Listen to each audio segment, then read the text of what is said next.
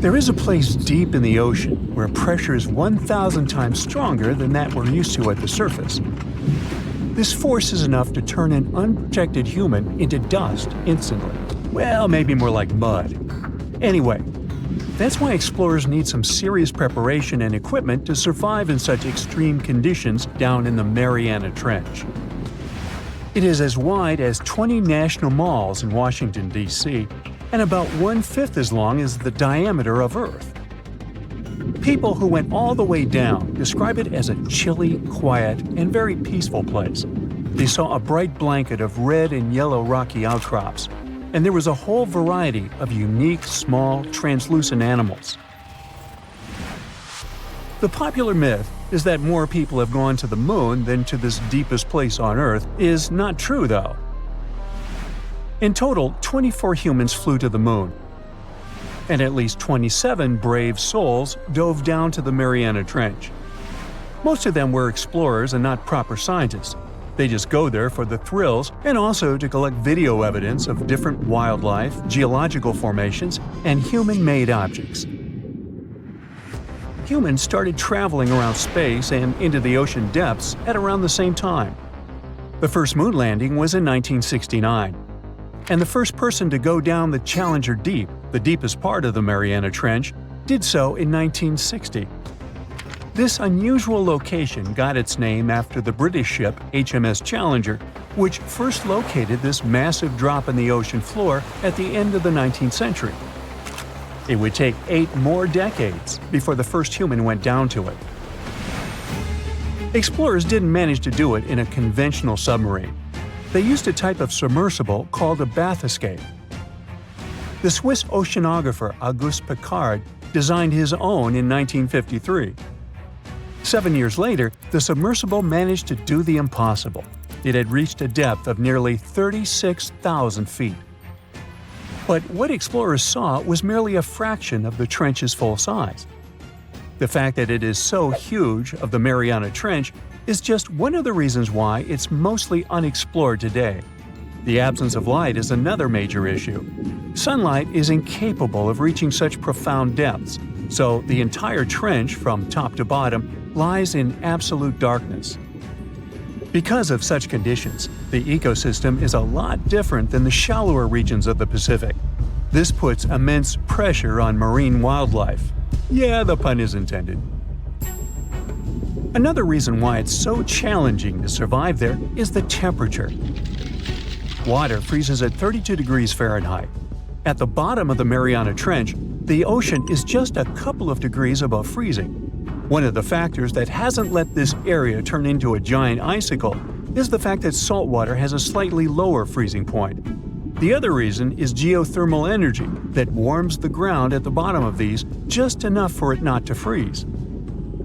That's why submersibles need to have proper insulation to navigate these icy conditions.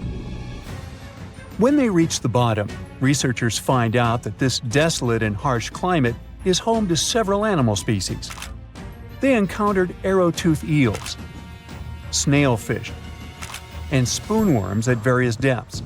There were even strange-looking translucent sea cucumbers and shrimp-like amphipods. The biggest surprise was microbial mats thriving on methane and hydrogen from the mud. Among the species, the Mariana snailfish looks like a master of the environment that can go farther and deeper into the trench to feed on prey than its competitors. Despite its seemingly fragile appearance, the snailfish has adapted to withstand extreme pressures, a superpower it wouldn't be able to survive without. The exotic life forms that live deep down aren't normal-sized, since deep-sea gigantism makes them grow significantly larger than their counterparts in other ecosystems. One example is the giant tube worm, which can be 6 feet long.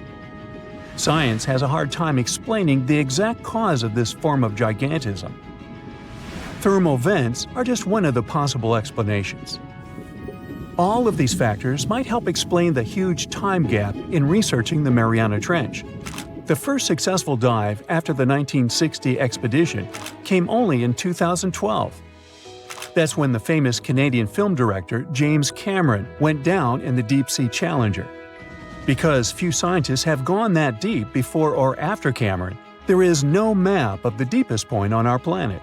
We know very little about the oceans that cover 2/3 of the Earth's surface. Researchers have mapped out only 5% of them so far.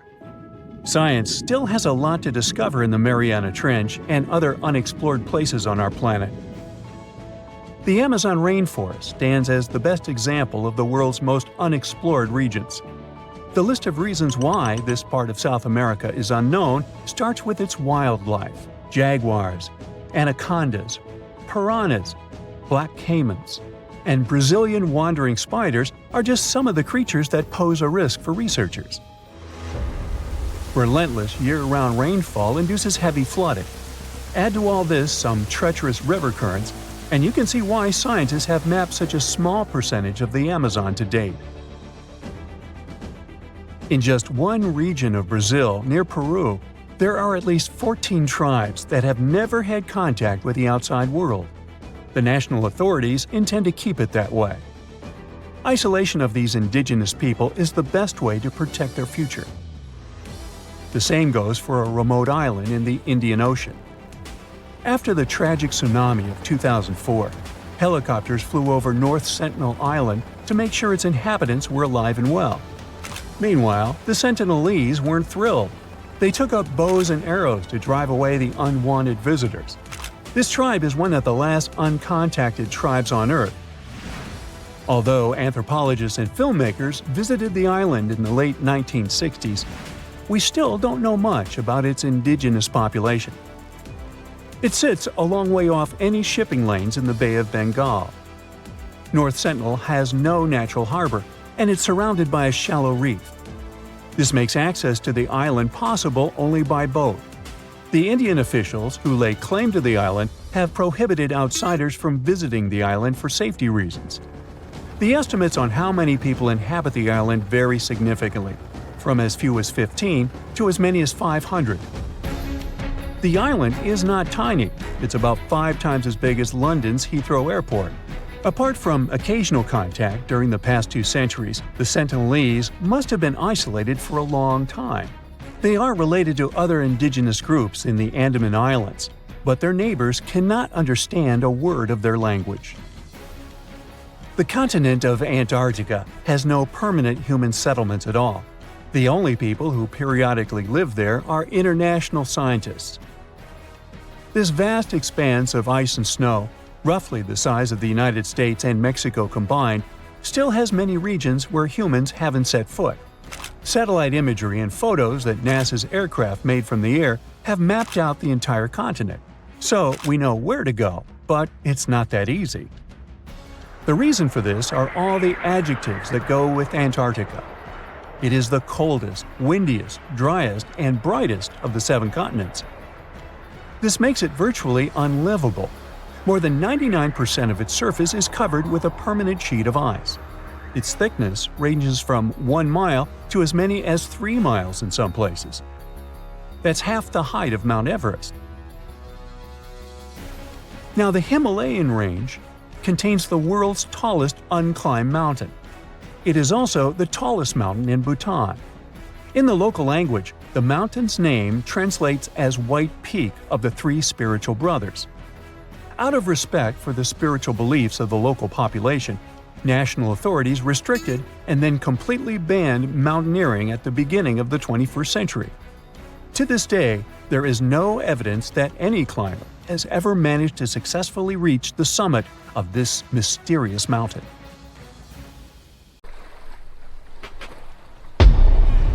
Many terrifying animals live deep beyond the waves, like this vampire squid living 3,000 feet below the surface in almost complete darkness.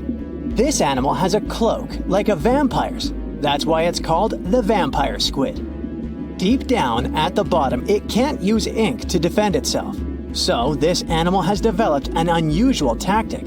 It glows slightly to scare away predators. If this tactic fails, the vampire squid can turn its body inside out, revealing tiny spikes. When you translate its scientific name, Vampiroteuthis infernalis, it literally means vampire squid from the nether. Despite its terrifying looks, it's a harmless ocean animal. This previous creature was not from space, but this object definitely is. Before Elon Musk found a way to reuse rockets, NASA would simply drop old ones after launching astronauts into space, most of the time in the ocean or deserts. In 2012, Jeff Bezos launched a mission to find the Apollo 11 rocket. They found it by using sonar, but it was in terrible condition. It was sitting on the bottom of the ocean, not far from the predicted site. They were able to rescue the engine and reconstruct 2 of them. The most famous lost city is Atlantis, but sadly, we still haven't discovered it. However, Heraklion was also just a myth until one British pilot saw something that looked like a city while flying over the Mediterranean Sea. He reported it, and 60 years later, a group of divers went there. They were shocked when they found an entire city underwater. It was loaded with artifacts that could tell us a lot about the history of the place. Now it's one of the best underwater archaeological sites in the world. It's believed that the rising sea caused the whole city to go underwater. The Titanic sank in 1912. The wreck was claimed to be officially discovered 74 years later. In reality, though, a fisherman found the Titanic 8 years earlier while fishing in the Atlantic Ocean. He was pulling out his net when he spotted a head stuck in it. Luckily, it was just a doll's head. Years later, after the fisher had passed away, his son sold the doll to a doll collector. She did a lot of digging and research on every person who had a porcelain toy on the Titanic. She found the owner of the doll. Ava Hart was on the Titanic and had a doll with her. Ava survived the catastrophe by a miracle, but her toy didn't. Hart even wrote about the doll in her journal, and every detail matched the toy found by the fisherman. The tripod fish lives deep in the abyssal zone, around 20,000 feet below the surface. It's adapted to such immense depths and uses its tripod fins to stay still on the bottom. This creature doesn't have big eyes, but even if it did, these eyes would be useless in the darkness. Instead, the tripod fish uses its fins like antennas to detect any movement in the water. This creature doesn't have much luck when it comes to its love life, so it had to develop unique tactics to reproduce. One fish can be both male and female. The next bizarre creature is the lizardfish. It has tons of razor-sharp teeth, a huge mouth, and really big eyes, which it uses for hunting. All this makes the animal look freaky. The lizardfish lives at depths of around 11,000 feet in the midnight zone, where there is zero light. This freak of nature basically eats everything it can fit inside its mouth, from small fish to other lizardfish. On the other hand, when they see other reptile fish, they probably fall in love instead, because finding mates at those depths is not an easy task. Like the tripod fish, the lizardfish can be both male and female at the same time. When you think of a river, you usually picture it on land. Still, nature is quite unpredictable, and it created a river flowing under the ocean in California. It's running at a depth of around 2 miles. This river has everything that an ordinary river has: sunken logs, trees, and rocks. And despite its uniqueness, it's not the only one in the world. There are also others in the Amazon and Greenland. A terrifying creature was discovered near Angola's coast by a remote operating vehicle. It looks like it doesn't have a head or a body. It was sitting at a depth of around 4,350 feet below the surface.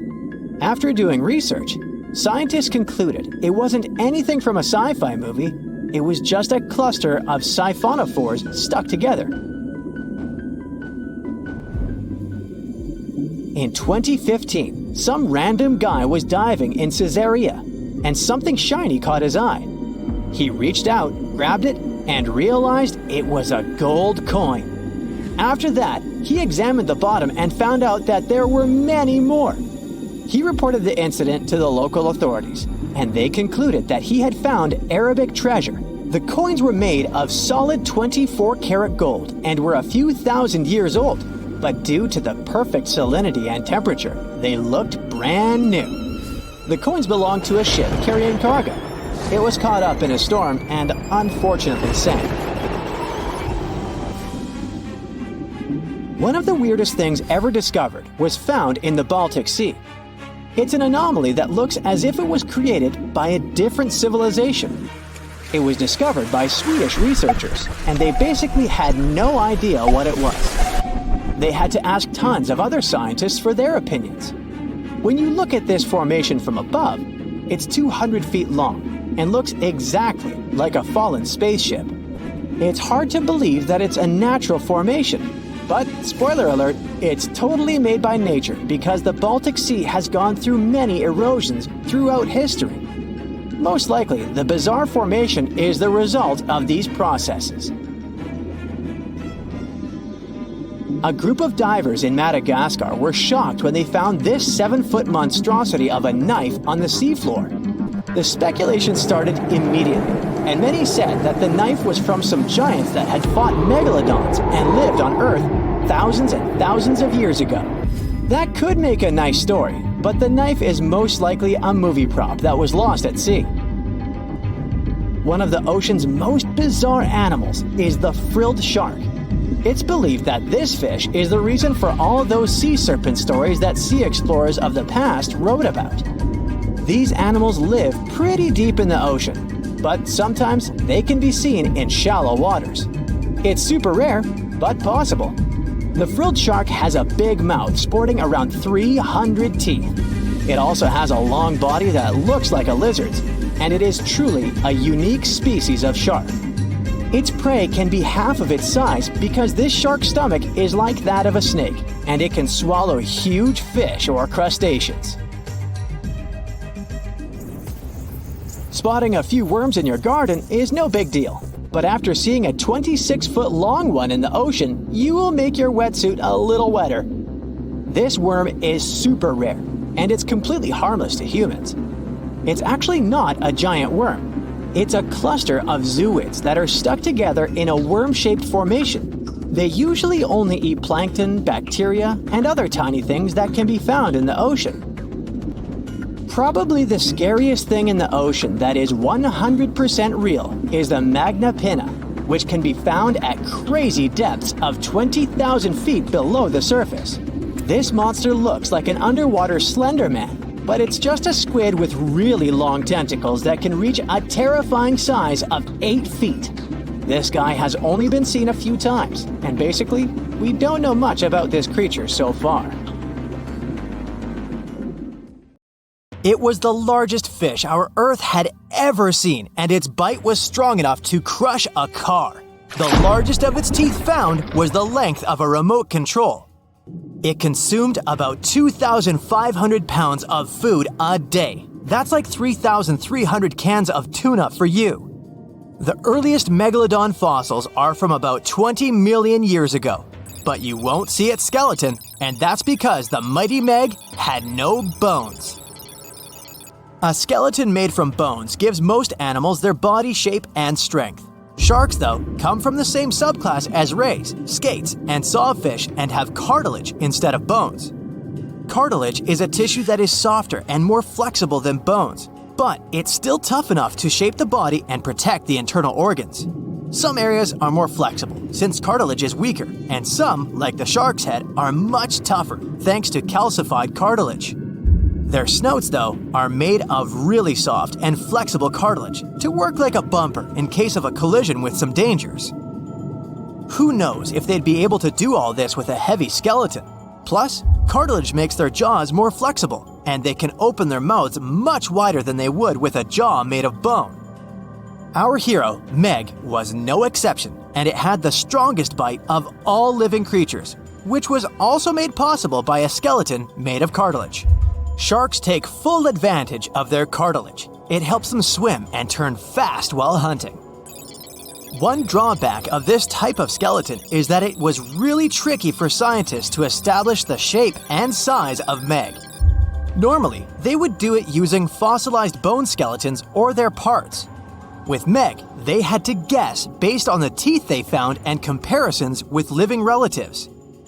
A more recent 3D computer model was based partially on scans of a preserved spine discovered in the 1860s.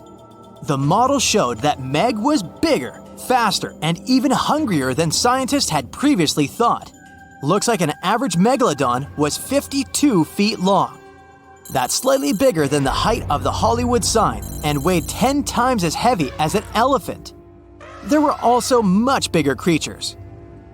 Scientists still aren't sure how the megalodon got this size. The fact that there were bigger and smaller Megs probably has to do with a little something called Bergmann's rule. It says that the temperature of the surrounding environment affects the animal's body size because they either need to conserve or shed heat. The megalodons that reached cooler waters probably needed more body weight to make sure they survived in low temperatures. Those living in warmer waters had to be smaller to avoid burning up. If the researchers were correct in their calculations, it also means that Meg reached a cruising speed of over 3 miles per hour, which is much faster than other sharks. The still-living great white shark can cover a distance of nearly 7,000 miles without stopping, which is 9/10 as long as the diameter of Earth. It looks like the megalodon could have gone much further. Megalodons managed to survive on our planet for nearly 70 times longer than humans have.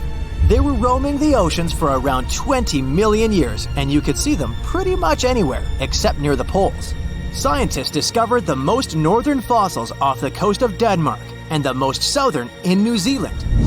The reason why there were no megalodon teeth found in Antarctica is most likely that these adapted to only warm tropical and subtropical waters. The younger ones like to keep to the shores, while full-grown adults preferred coastal areas, but they could easily move into the open ocean as well. When our planet went through a period of global cooling and drying, and the seas began to freeze around 3.6 million years ago, there was less and less room for Meg to thrive. Much of their prey, like smaller whales, seals, and sea turtles, disappeared or relocated to waters that were too cold for our hero. And at the same time, the number of its natural competitors, like smaller predatory sharks, like the great white shark, and whales increased. This shifting food chain dynamics could have been even more dangerous for the Meg than the cold ocean water. You're used to seeing them on the big screen as heartless monsters, but these huge sharks were actually loving and caring family guys. Scientists discovered several megalodon nursery areas in Florida, Maryland, Panama, and off the coast of Spain. It looks like they gave birth to their young in shallow water environments. Then, little Megs would stay there with adults protecting and raising them until they were ready to fight off predators. The mighty Meg had 276 teeth in 5 rows in its mouth. Similar to other sharks, it was fast in replacing its worn-out or lost teeth. With 4 or 5 rows of teeth in its mouth, it basically acted like a conveyor belt, able to grow back damaged or missing teeth. This means that an adult megalodon probably would have grown several thousand teeth throughout its lifetime. Although the great white shark is often mentioned as Meg's closest relative, they'd hardly be distant cousins. The ancestors of today's great white existed at the same time as the Meg, but they weren't best friends and even rivaled each other. The great white shark wouldn't win in a head-to-head fight with a Meg, but it was a better hunter using its smaller size and agility to snap up the giant's prey quickly. This only left the bigger fish and whales for the Meg, but its food supplies began to run out as the whales swam to the cooler new seas. Rather than a great white, the megalodon is more like a modern bull shark. It had a short snout, a flat lower jaw, and huge pectoral fins to support its massive weight and size. We also speak of Meg as an extinct giant, but can we be 100% sure it isn't hiding somewhere as we speak? After all, we've only explored 5% of our oceans altogether. The Mariana Trench is the deepest oceanic trench on Earth, and you could dip the whole of Mount Everest in its deepest part, and over a mile of it would still be above the surface. If a megalodon or two needed a place to hide, that would be the perfect spot. It wouldn't be the coziest place to live, though. with its cold water and total darkness. Plus, the pressure there is 1,000 times stronger than at sea level. So, if a meg really were hiding down there, it would have serious issues with its teeth, because calcium would dissolve under that pressure. To survive here, it would also need to learn to navigate in complete darkness. That means it would have either become bioluminescent or evolve to grow massive eyes like the giant squid.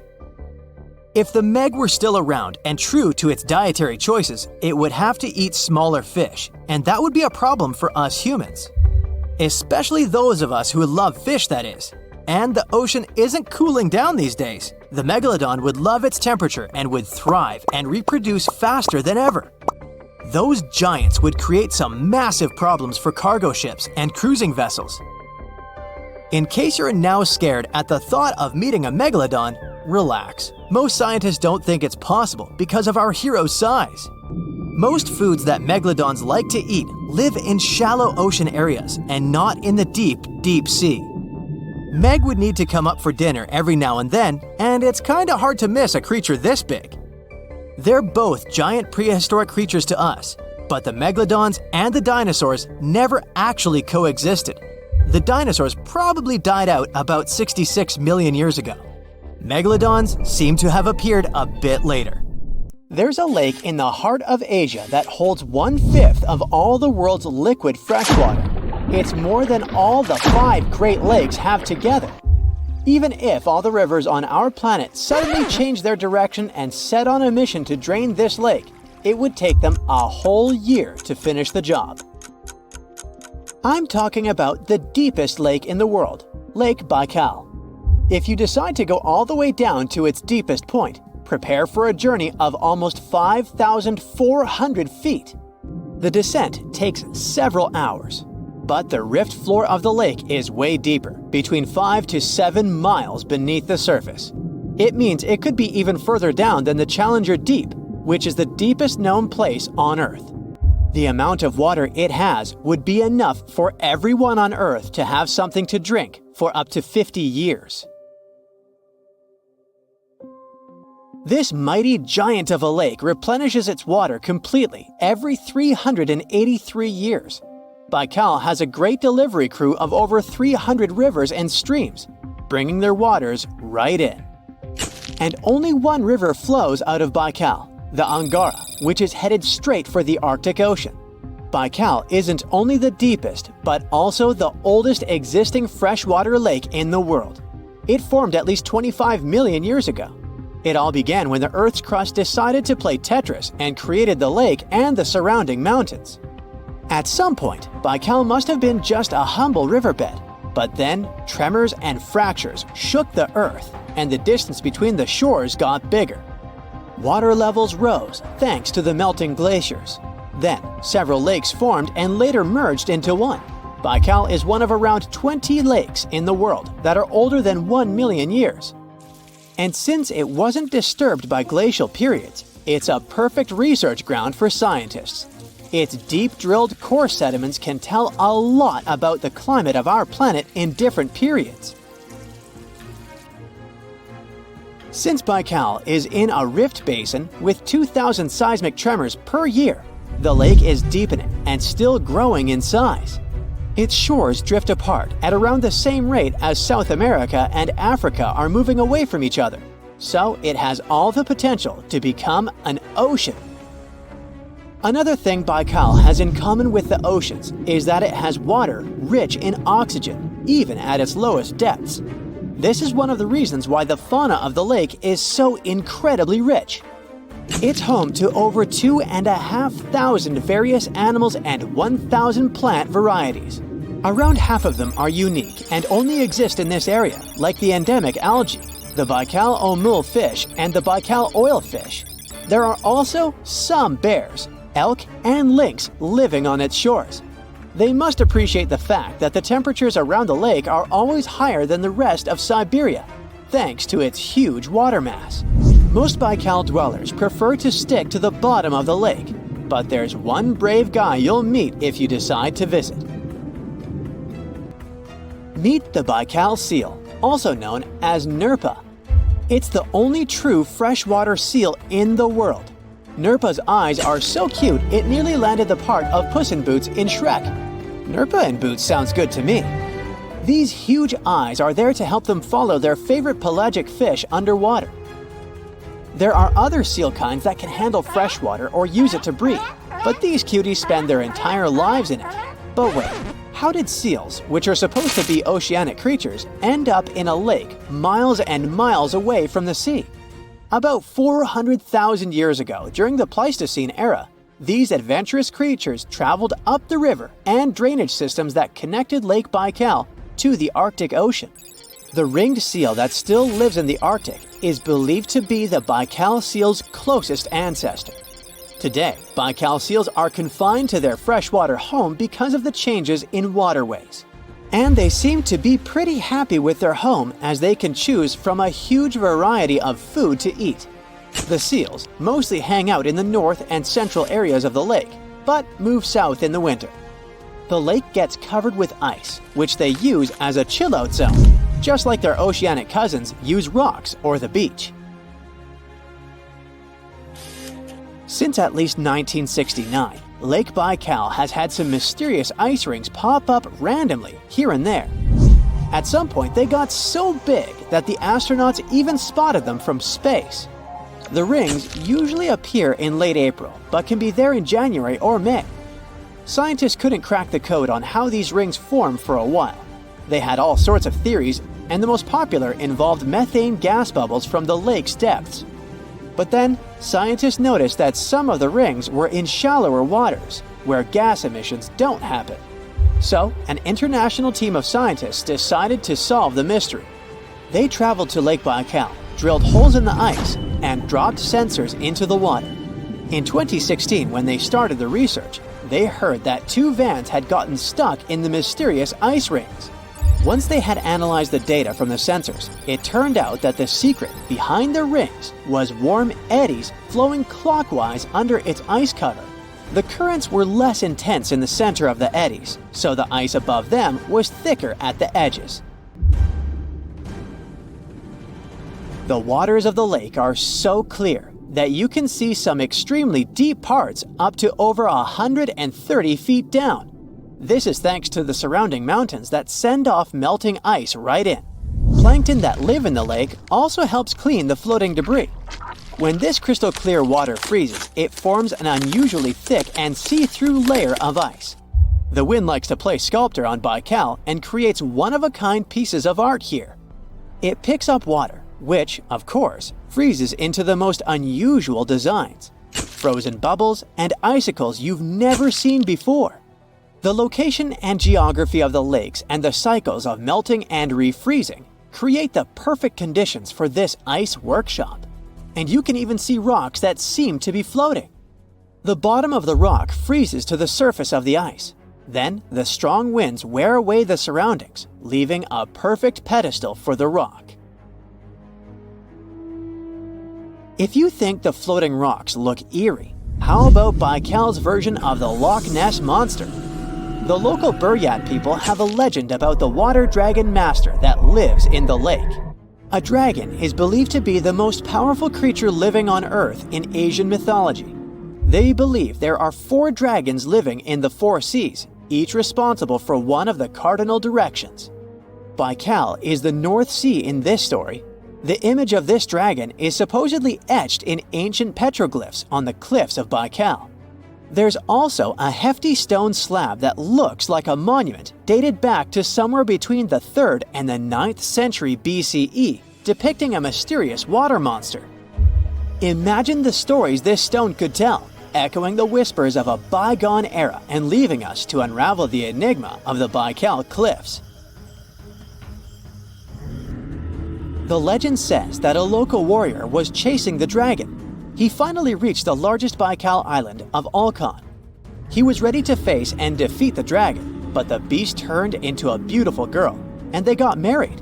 That's one unusual twist to a classic defeat the dragon and take the girl story. So, local legends describe that dragon as a giant sturgeon with an almost gator-like snout and armored body. In reality, The mythical monster must be one of the many huge fish living in the lake. They can afford to grow to several feet in length thanks to the high levels of oxygen in the water. Beluga sturgeon can weigh several thousands of pounds, lives up to 50 or 60 years, and never stops growing. Most of the ocean is still shrouded in mystery, whether we're talking about dark corners or creatures that are hiding in the depths.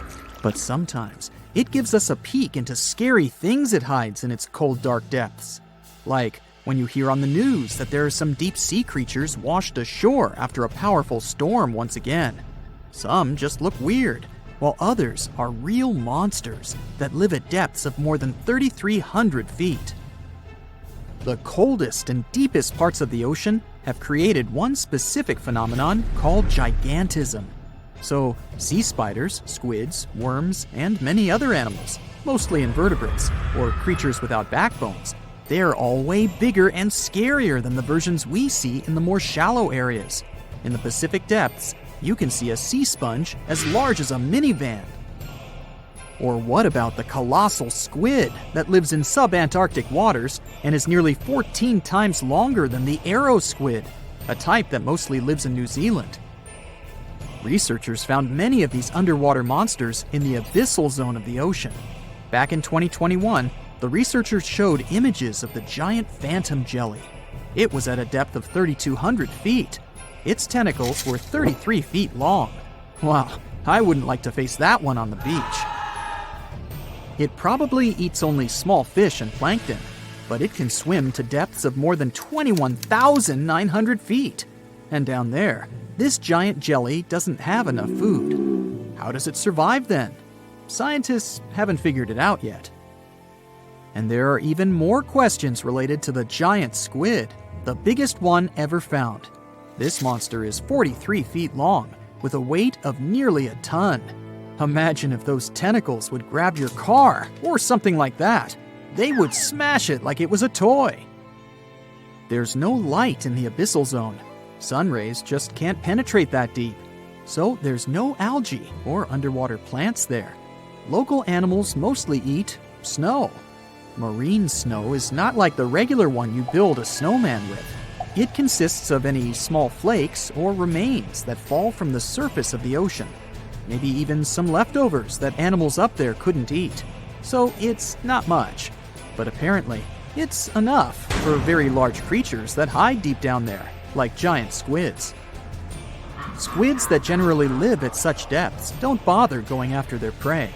They just wait until the poor animal swims right up to their long tentacles and falls into a trap. It may not be the best method ever, because not many animals will even swim into these dark, cold parts. But it's the method that saves energy. A giant squid eats only 1 ounce of fish daily, which is approximately 45 calories. That's nearly 50 times fewer calories than an average person should eat per day. So when a squid gets 1 fish, it saves it for a couple of days. I hope giant squids won't get the idea to go to the surface and look for food when there's not enough of it in the abyssal zone. And I hope even more that giant Greenland sharks won't get that same idea. You can find them at depths of up to 7,200 feet. They're twice as slow as we usually walk. They swim at a speed of 1.12 feet per second. Their slowness is part of the energy-saving mechanism that creatures down there need to survive. But they can speed up in the form of short bursts when they need to catch prey. But they kinda change their diet from predator to scavenger, considering their environment. There will be more leftovers falling from the surface than animals to go after. Greenland sharks grow just 0.4 inches per year, and they're mostly 20 feet long, which means they live for a very long time, sometimes up to 400 years. They also have a slow metabolism, and that's one of the main factors for their long life, too. Greenland sharks like to spend their time in cold waters. They're adapted to that, since their tissues have specific chemical compounds that prevent the forming of ice crystals all over their body. That means they have some sort of natural antifreeze. So what makes them so big? Scientists are still not sure, but some theories try to explain it. There's this thing called Kleiber's rule. that says bigger animals tend to be more efficient. Just take a small fish and compare it to a whale with a mass hundreds of times bigger. The whale has a greater metabolism. It conserves energy more efficiently and loses less of it to the surroundings through heat. Moving on, bigger animals can ingest bigger prey. They're more likely to go through tough issues in their environment or defend themselves from predators going after them. Also, the body gets bigger when temperatures are lower. The Greenland shark is a perfect example. So are giant sea spiders. Sea spiders are generally common, and you find some very small ones at 0.04 inches. But in deeper parts of the Antarctic, they become 3-foot-long giants. They grow so big because the cold water has more oxygen. That way, more of it diffuses into the animal's body, and that allows it to grow bigger. Yeah, both as a creature and a nightmare. And how about this giant tube worm? Researchers found it accidentally while they were exploring the mysteries of the Pacific Ocean floor. They stumbled upon unusual hydrothermal vents. Volcanic heat is a thing that gets them going. As water seeps down through faults or cracks in the rock, these vents change their direction. When the water gets out of the vent, it's rich in different minerals and chemicals. Most animals wouldn't survive being around this toxic soup of chemicals, but not these tube worms. They came as a true surprise, because not only are they not bothered by these toxic vents and the almost boiling temperature of the water, but they developed entire ecosystems there. They're unique because they don't need sunlight to survive. Instead, small bacteria are their main source of energy. That bacteria gets their energy directly from these toxic chemicals. So it's not photosynthesis, but a process called chemosynthesis. And these tube worms don't have mouths. These bacteria live inside them. Strange story, huh? Plus, these scary worms reach up to 8 feet. Giant isopods are no better either. They lurk at the depths of the ocean of 1,640 feet or more below, far away from the sunlight, looking like some monstrous wood lice. They spend most of their time on the seabed, hoping to find some food falling from higher levels of the ocean. Check out their small hooked claws at the ends of their legs. Isopods use them to remain more stable while moving around the ocean floor. Since there's no light, they have long antennae that help them feel their way around. These sensory antennas are about half the length of their body. Giant isopods have pretty big eyes compared to their body size, too. They can grow over 12 inches from head to tail. And these fellas are really patient. Remember how we said animals down there rarely get food? Sometimes they need to wait for years to get a proper meal. That's why their metabolism is amazingly slow. 5 years later. They can go for 5 years without eating anything. Imagine that. I get hungry just talking about this. In 2006, a biologist did research to compare the differences between the shallows and the deep sea regions. He realized the deep sea mirrors the island rule. First, isolated parts of land develop biodiversity you won't find anywhere else. Second, small-bodied life there grows much bigger when it's isolated, compared to life on large land masses. Resources are limited, but also competition and predators. And we don't know much about these deep-sea creatures.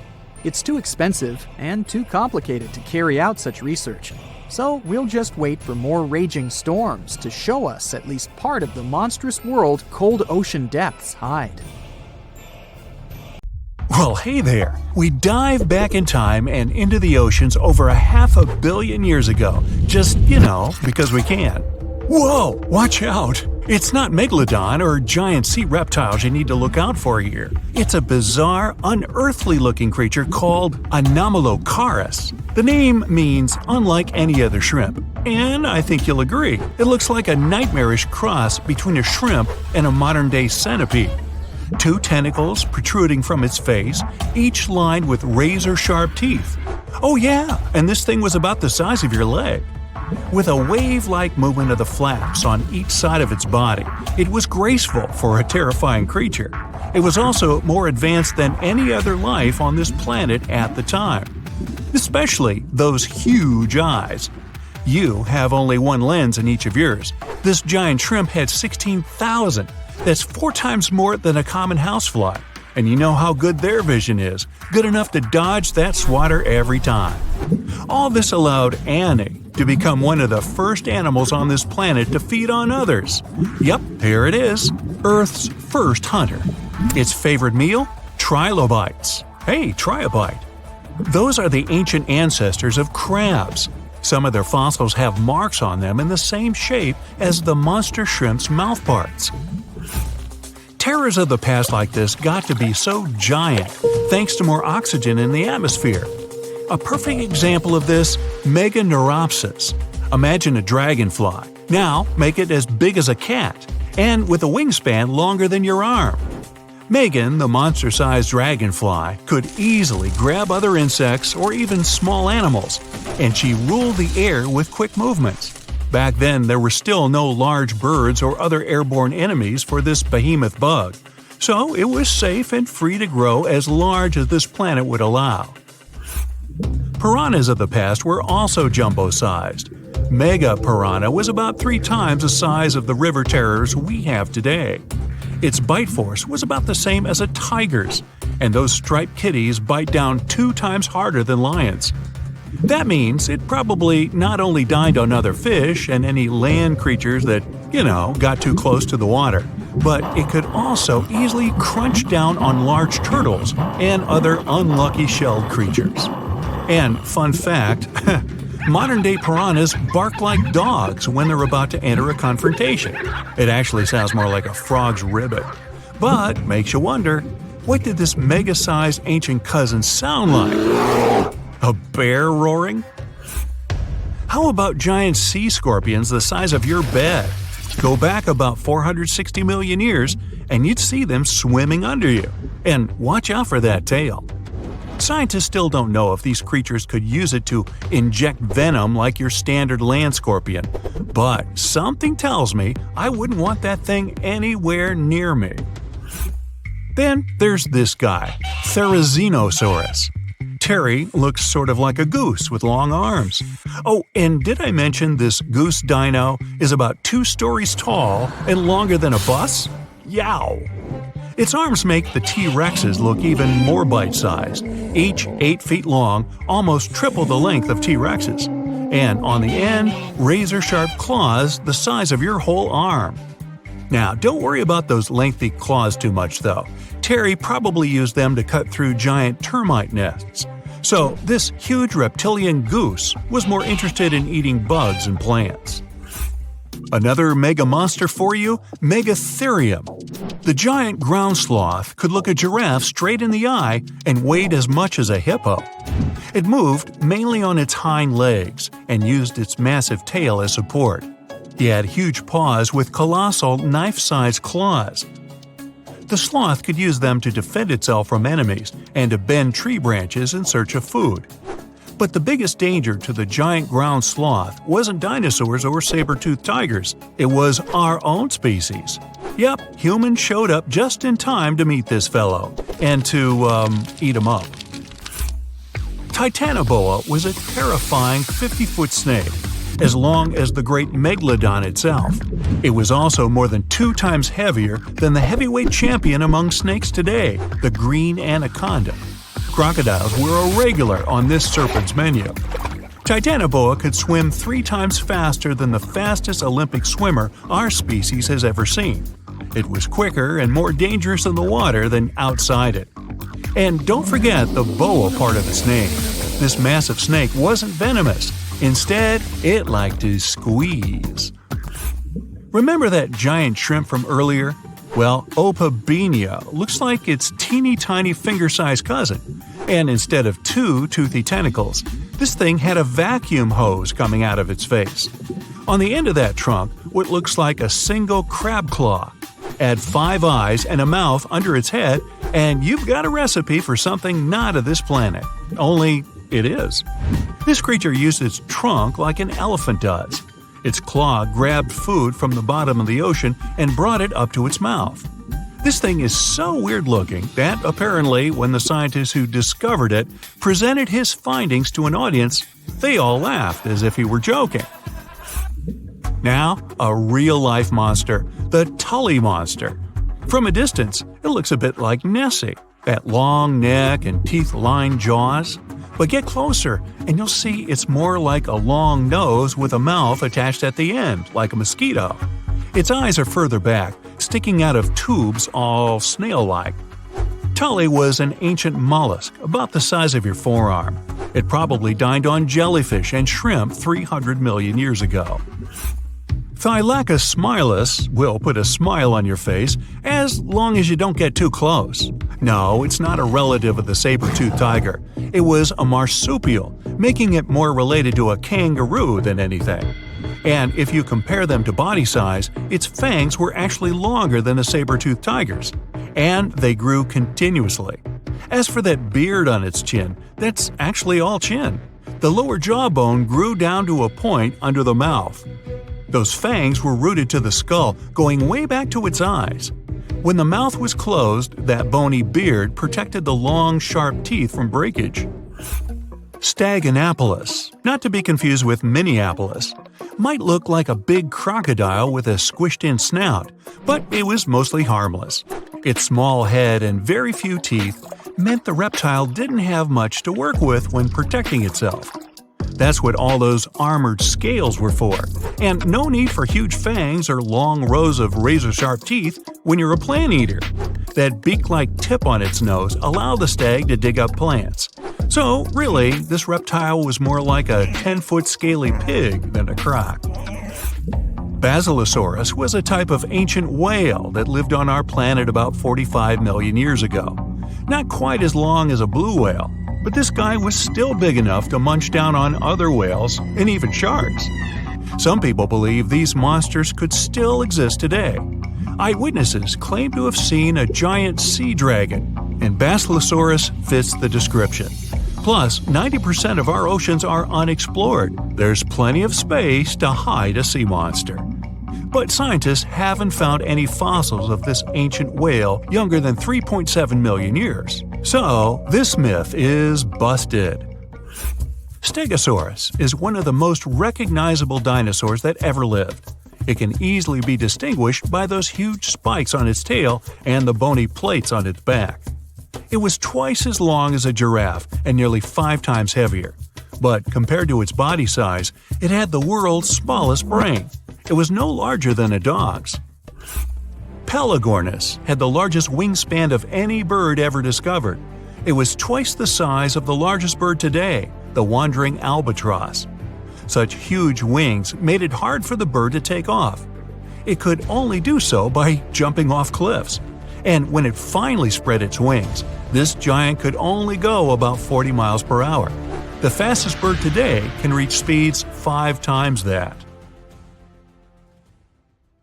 It looks like a prehistoric creature that came from the time of dinosaurs. This scary beast is called the basking shark. It can grow up to 39 feet. People have only reported 3 of them in the past 160 years. The last sighting was in 2015, and before that, about 80 years ago. These sharks sometimes rise to the surface to filter out small animals, such as shrimps and other small crustaceans, when they want to have a nice, tasty seafood dinner. But when there isn't enough grub at the surface, they go down to the depths of almost 3,300 feet, where they tend to stay for months, which is something researchers discovered using satellite tags. Tag, you're it! Now, basking sharks like to spend their time in more temperate waters, but they can migrate long distances. They live across the globe, but in warm tropical or subtropical areas, they won't go near the surface because they're not fans of high temperatures. The lion's mane jellyfish is not that rare, but it's fascinating how large it is. It's the biggest among jellyfish species and the longest animal. Its total length can reach 120 feet.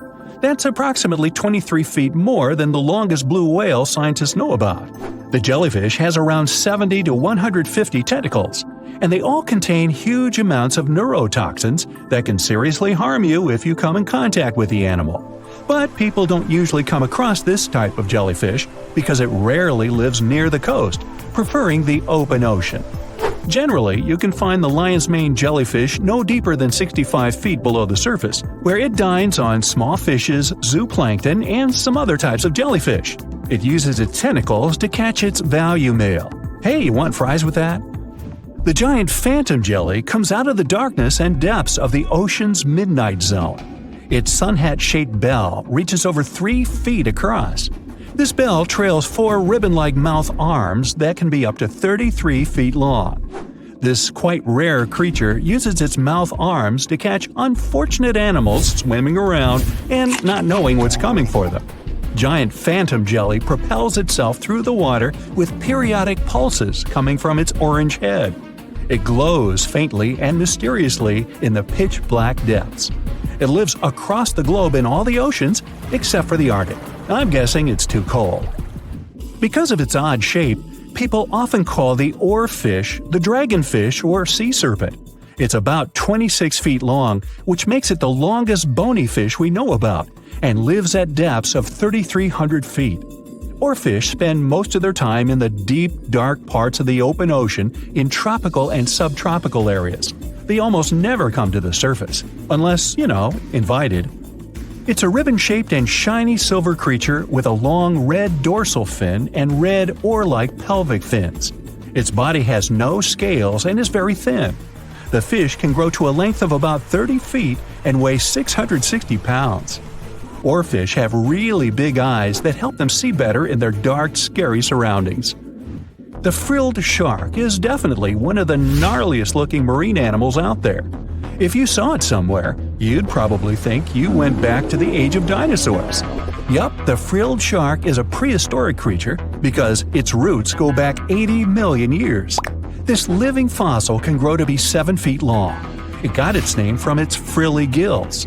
Even though frilled sharks have the shark part in their name, they swim similar to an eel in a distinctly serpentine way. Its mouth is terrifying.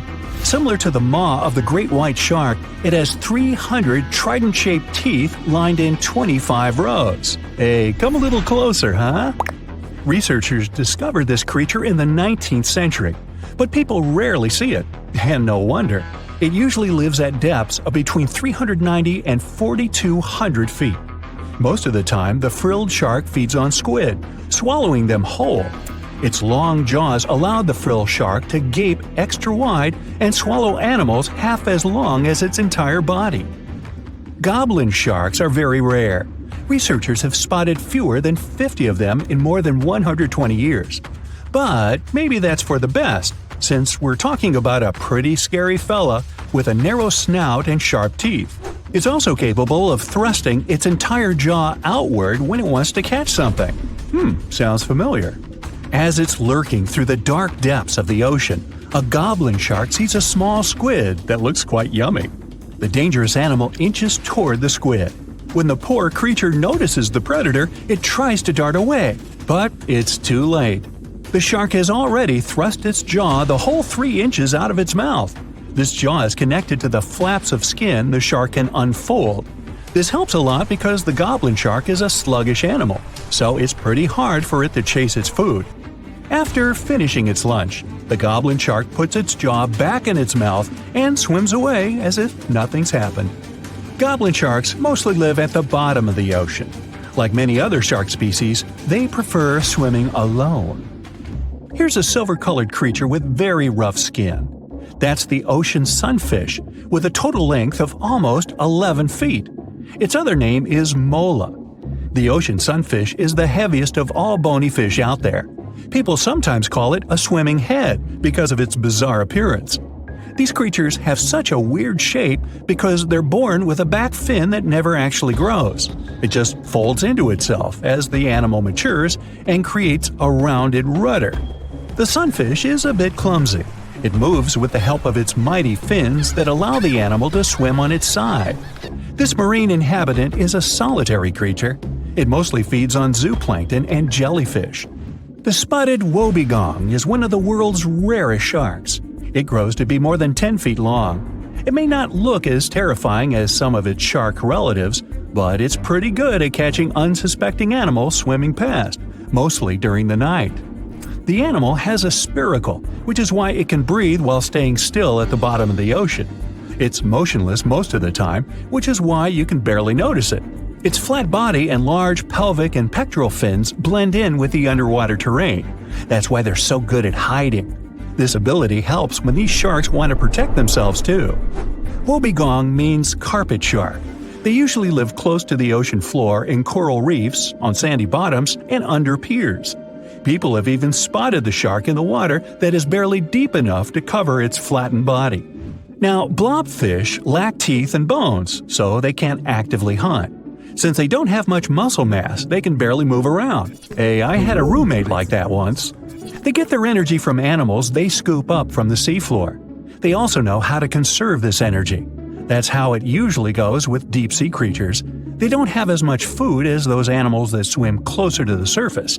Instead, they have special body mechanisms that allow them to save energy for the times when they don't have much to eat. Pressure at the depths where the blobfish lives is 120 times as high as that at the surface. That's why the bizarre creature looks like a weird gelatinous mass only when you bring it up to the surface. The pressure here is not strong enough to keep its body together. Hey, breaking up is hard to do.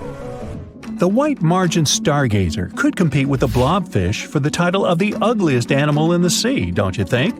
Now, this animal has eyes on the top of its head, together with an upward-facing mouth which the creature uses to hide itself in the sand. That's where it spends most of its time, with only its eyes protruding from the sand. It chills this way until some small animal passes by. It can lunge at its target incredibly quickly, literally within milliseconds. This creates a vacuum in the water that pulls in a crab, fish, or some other small, unfortunate animal. Another tactic involves venom. This fish has a venomous spine in its shoulder blade that helps with catching other animals and defending itself against enemies. Even though it's not related to the electric eel, the white margin stargazer can generate an electric shock as powerful as 50 volts. Ow! Ever wonder why, despite all our advancements in technology and science, there's a vast expanse of our own planet that we barely know about? Believe it or not, over 80% of our oceans remain uncharted territory.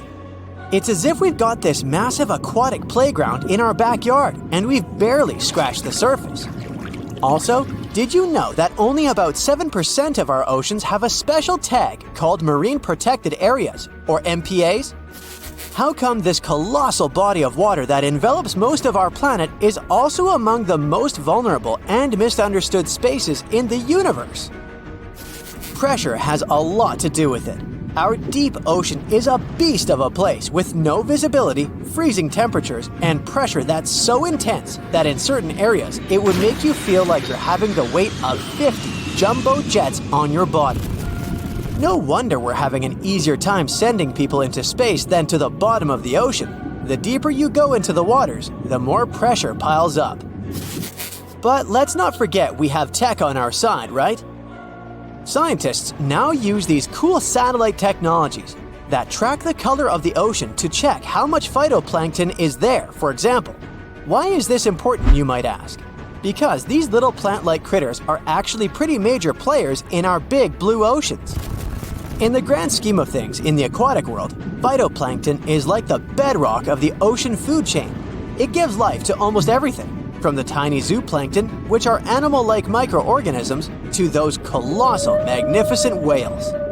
When these technologies first came around, satellites could get clear images of the ocean faster than a ship could take the same number of measurements in 10 years. But it's not all about looking at the ocean from space. Sometimes you gotta dive in there and see it for yourself. Thankfully, we've come a long way in ocean exploration tech too. We've got things like floats and drifters that ride the ocean currents while collecting data, and a whole fleet of underwater vehicles, some of which are manned, some remote-controlled, and some even autonomous. Remember James Cameron, the guy who made the movie Titanic? He's super into exploring the ocean, and in 2012, he set a record by going down to the Mariana Trench in a vertical torpedo sub. He thinks there's nothing like being in the ocean and experiencing it firsthand. Other companies use a mix of technologies for their ocean explorations. It led them to discover amazing stuff like a deep-sea coral reef near Morocco, the only one still growing in the Mediterranean Sea. They've also discovered new species and documented ones previously thought to live only in the Atlantic. These efforts have convinced local authorities to declare some places as marine parks. As with most scientific areas, the road isn't without its bumps. These expeditions can cost quite a lot, and the lack of detailed maps and data only adds to the challenge. We can't always rely on bathymetric information, meaning the study of the ocean floor, because it's often not available. And that's the tricky part. We need to explore more to know more, but getting the funds for these kinds of projects can be tough when there are so many unknown variables. One particular company's explorations have helped protect nearly 4 million square miles of ocean so far. The data they collect during their expeditions is invaluable. It's used to identify new species, locate vulnerable habitats, and even show where threatened species are being overlooked. Their work helps dismiss excuses from local authorities who claim they lack the necessary information to establish more MPAs. The same company supports a goal known as 30 by 30, aiming to protect 30% of our oceans by 2030. It's a big target, and there's a long road ahead, but ongoing ocean exploration can provide the proof needed to keep more of our oceans safe. We also need to set aside areas for protection and research, even when we don't have all the facts just yet. On that note, some cool scientists have recently stumbled upon a gigantic and mysterious world beneath the Pacific Northwest coast's ocean floor. The best part is, this massive realm of life is pretty much cut off from the rest of the world above, making it like a secret underground club that only the best microbiologists have access to. Picture an active city, except the city is microscopic cracks in the basalt rocks of our oceanic crust, and its residents are microbes. These tiny creatures aren't like you and me. They don't rely on sunlight or the organic products of land and water ecosystems for sustenance. Instead, they thrive on chemical reactions with rocks and seawater. Scientists call this type of life chemosynthetic, which sounds complicated, but it basically means life sustained by chemical reactions. While this sort of life has been found deep in mines and around seafloor hydrothermal vents, the scale at which these creatures are found under the oceanic crust is unprecedented. It might even be the most extensive ecosystem on Earth. A geomicrobiologist from Denmark was part of the team that made this discovery. He claimed that over 50% of our planet's surface is oceanic crust, which is an average of 4 miles thick. Imagine the size of this chemosynthetic party happening down there. This discovery didn't happen overnight. Since the 90s, scientists have found weird tiny holes in the basalt rocks that make up much of Earth's outer crust. They seem like they might have been made by bacteria, but hey, there was supposed to be no life there. I mean, imagine trying to survive in a place that's hot, deep, dark, dense, and mostly devoid of the organic compounds we need for life. Yet, here they are. In the following years, more pieces of the puzzle fell into place. Scientists found that the oceanic crusts had different conditions at the centers and edges. At the centers, rocks are jam-packed with energy-rich compounds that support these tiny life forms. But by the time they reach the edges, these chemicals are all gone. Fast forward to now, and it's time to put the puzzle together. A microbial ecologist from the University of North Carolina worked on this research and says we now have solid evidence of microbial life in the cracks and crevices of deep ocean basalt. The next question scientists asked was, how far does this life extend? Researchers collected samples of crust from a plate roughly 120 miles off of Washington's coast, drilling deep beneath the ocean's surface. What they found down there was remarkable. The life down there runs on a unique fuel, hydrogen. Yep, in the absence of sunlight, hydrogen provides the energy for all their biological processes. These microbes use hydrogen to transform carbon dioxide into organic matter. This matter and other byproducts, like methane, then fuel other organisms, creating a network of life. Of course, the life down there isn't as complex as the one we know up here. Scientists doubt there will be any multicellular life under the ocean because it's too hot and energy poor. But hey, who knows? This universe under our oceans still has a lot to reveal. This whole thing is significant for many reasons. First, it confirms that life can exist in places without oxygen, which changes our perspective on where we can find life. This makes us wonder if life could exist under similar conditions on other planets, where surface conditions might be too harsh. The implications on Earth are also profound. If a large portion of life exists in the oceanic crust, then our understanding of life on our own planet could be completely changed. This exciting discovery stretches our understanding of life and prompts us to keep exploring the mysterious depths of our oceans, pushing the limits of our understanding. NASA is also in on the whole deep sea exploration project. Why? Shouldn't they be preoccupied with outer space? Because they're hoping to find hints about what the oceans on other planets might look like. NASA specialists are really hopeful that by unearthing underwater secrets, we can solve some of the big questions about space. Plus, they're testing some nifty equipment for future journeys across our solar system. The deeper you go, the creepier they get. You're about to travel to the darkest ocean depths and check whether this claim is true. Are the creatures living there as scary as people think? You go 120 feet down underwater. Pay close attention to the bottom under your flippers. Oh my, what's that terrifying face half hidden in the sand? That's the northern stargazer. You can meet this fish in the eastern United States. It buries itself in the sand until unsuspecting prey gets near.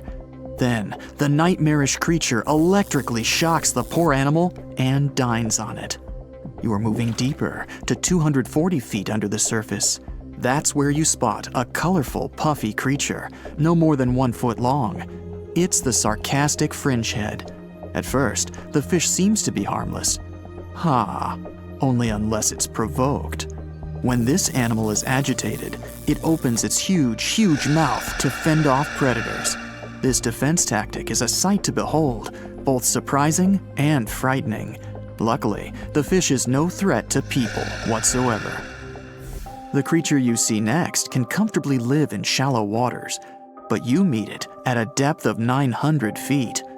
You don't even need to wonder why the animal's called the Game of Thrones brittle star. Unlike starfish that slowly crawl across the seabed, this creature moves fast. It wriggles its long, flexible arms to get from point A to point B. Its body is protected by a hard calcium carbonate shell. Also called snake stars, these creatures are tiny and easily fit in nooks, cracks, and small crevices in rocks. At a much greater depth of 2,000 feet, you come across the giant squid. For a long time, it was thought to be a creature from legends rather than a real animal. The giant squid was first caught on camera in 2001, and it's exactly as big as its name implies. The creature's eyeballs are the size of soccer balls, and the squid itself can weigh up to 600 pounds. Almost 3,000 feet below the surface, you get spooked by another creepy-looking animal. It's somewhat red and rather small, no longer than 1 foot long. As you approach the creature, it looks rather docile, or maybe just indifferent. The vampire squid, that's the animal's name, looks like an umbrella with tentacles. It doesn't even produce ink, so you leave it alone. Soon after that, at a depth of 3,200 feet, you meet the cookie cutter shark. This creature is a parasite. It attaches itself to big fishes, dolphins, whales, and sometimes even people. Then, using its neatly arranged serrated teeth, it gouges out cookie-sized pieces of meat. This nasty glowing animal doesn't grow larger than 20 inches and lives in the ocean twilight zone. At a depth of 3,300 feet, the light becomes a rare and valuable thing. The animals living that far away from the surface have to evolve unusual features to survive. That's how the barrel-eye fish ended up with a transparent head and 2 super-sensitive barrel-shaped eyes. Right now, pretty much like always, they're pointed upward, allowing the fish to see potential prey and you. Almost 4,000 feet below the surface, you see something droopy and saggy. The blobfish doesn't have a skeleton or any muscle. Its jelly-like flesh lets the creature survive incredible water pressure. Despite its appearance, the blobfish is an ambush predator. It usually lies very still on the bottom, waiting for unsuspecting prey to swim by. You go a bit deeper and spot a creature that looks particularly ghastly.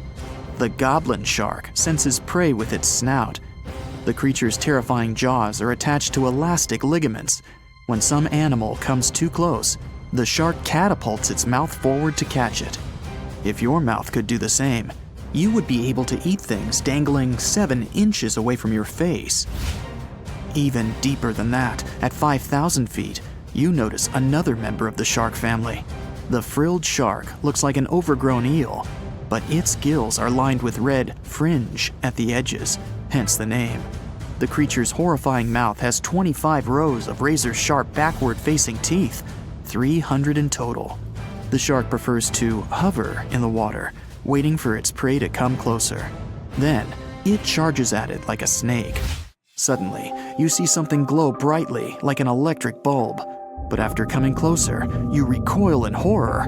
The creature looks like an upgraded eel equipped with oversized teeth. That's the deep-sea dragonfish that can live at a depth of 6,000 feet. Chemical processes going on inside the fish's body produce an eerie red glow. This glow is used to communicate with other fish. At the same depth, you meet another deep-sea inhabitant. Its most prominent feature is its huge mouth. Thanks to it, the gulper eel can swallow its prey whole. Its stomach can expand to a terrifying size when it needs to fit something large.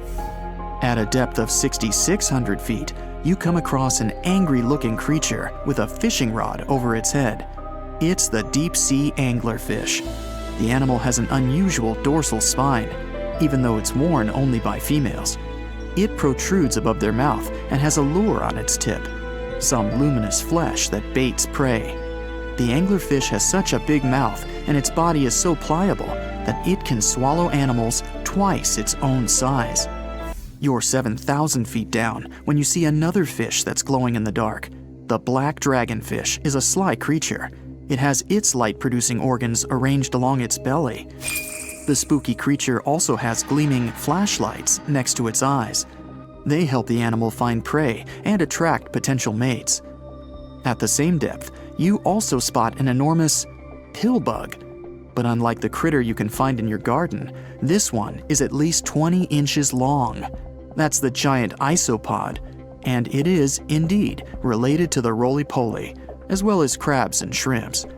These creatures may look somewhat scary, but they're harmless. They feast on other deep-sea animals only after those have passed away. At a depth of 13,000 feet, you notice the ocean floor has become a bit fluffy. That's because it's covered with zombie worms. These creatures rarely grow to be more than 2 inches long, and still, they can break down fairly large animals, so strong the acid they produce is. The worms' feathery appearance makes them look like plants, but the truth is, these creatures munch on rock-hard bones of the world's largest animals, such as whales. The grid-eye fish almost scares you out of your mind soon after that. This creature has a pair of large greenish oval plates on the top of its head and no eyes whatsoever. Experts believe that these bony membranes detect light coming from predators, saving the fish's life. You're now 3 miles down below the surface, and that's where you spot something bizarre on the bottom. It's definitely a fish, but it's standing on the ocean floor on 3 long, rigid legs. Ah, it's the tripod fish. Curious rather than scary. This creature has adapted to the almost complete darkness by giving up on its vision. It has to rely on vibration and touch to sense prey. And then, the fish uses its fins as hands to transport food directly into its mouth. You don't have time to go any deeper before you spot the faceless fish. This slightly off-putting creature has no eyes, and its mouth, smiling a Mona Lisa smile, is underneath its body. For the first time, the faceless cusk, which is the creature's official name, was seen more than a century ago. The next time it happened was only in 2017. Once you've reached a depth of 6 miles below the surface, you see deep-sea cucumbers. These bizarre creatures are much bigger than their shallow water relatives. They spend most of their time on the sea floor. But if they need to escape predators, they are able to swim away. Deep-sea cucumbers have bright purplish coloring, tiny feet, and tentacles that surround their mouths. Cute. The question is, why do these deep-sea creatures look so scary? Life is very different there, at the bottom. Tremendous water pressure, a lack of food, and constant darkness. You have to adapt to survive in such extreme conditions. What's the scariest predator under the ocean? The crocodile? I don't think so. Loch Ness Monster? Please, it never existed. How about the Kronosaurus? Well, it is extinct, but you might be onto something. Let's take a look at what it'd be like if these creatures were still around today. First things first, what on earth was it? The Kronosaurus was a marine carnivore that lived in the cool, high-latitude Eromanga Sea. It covered vast areas of inland Australia between 90 and 120 million years ago, during the early Cretaceous period. Near-complete fossils of the creature were also found near Colombia, which is a country that has a noted connection to prehistoric reptiles and turtles. This fact makes it extremely possible that the monster I'm about to describe existed worldwide. You might have heard saurus and thought, oh, it's a dinosaur. But these were actually reptiles. They were the largest member of the Plesiosauridae family, referred to as plesiosaurs. Fossil evidence suggests they weighed over 20,000 pounds and were roughly 30 feet in length. Just to put that in perspective, the longest crocodile ever measured was a saltwater crocodile by the name of Lolong from the Philippines. It was 20 feet in length and weighed just under 2,500 pounds. And that's still 10 feet shorter and incredibly lighter than the average Kronosaurus, making the crocodile seem like nothing more than a glorified goldfish in comparison. Despite its terrifying length, the most physically daunting feature of the Kronosaurus was its head. Its skull was about 8 feet long, which was actually proportionally large given the size of its body length. Anything that was unfortunate enough to end up inside the Kronosaurus's mouth may have been given false hope. After all, the teeth of the beast weren't actually that sharp. On second thought, I take that back. I wouldn't feel confident around a toothless snake, let alone being inside the mouth of this monster.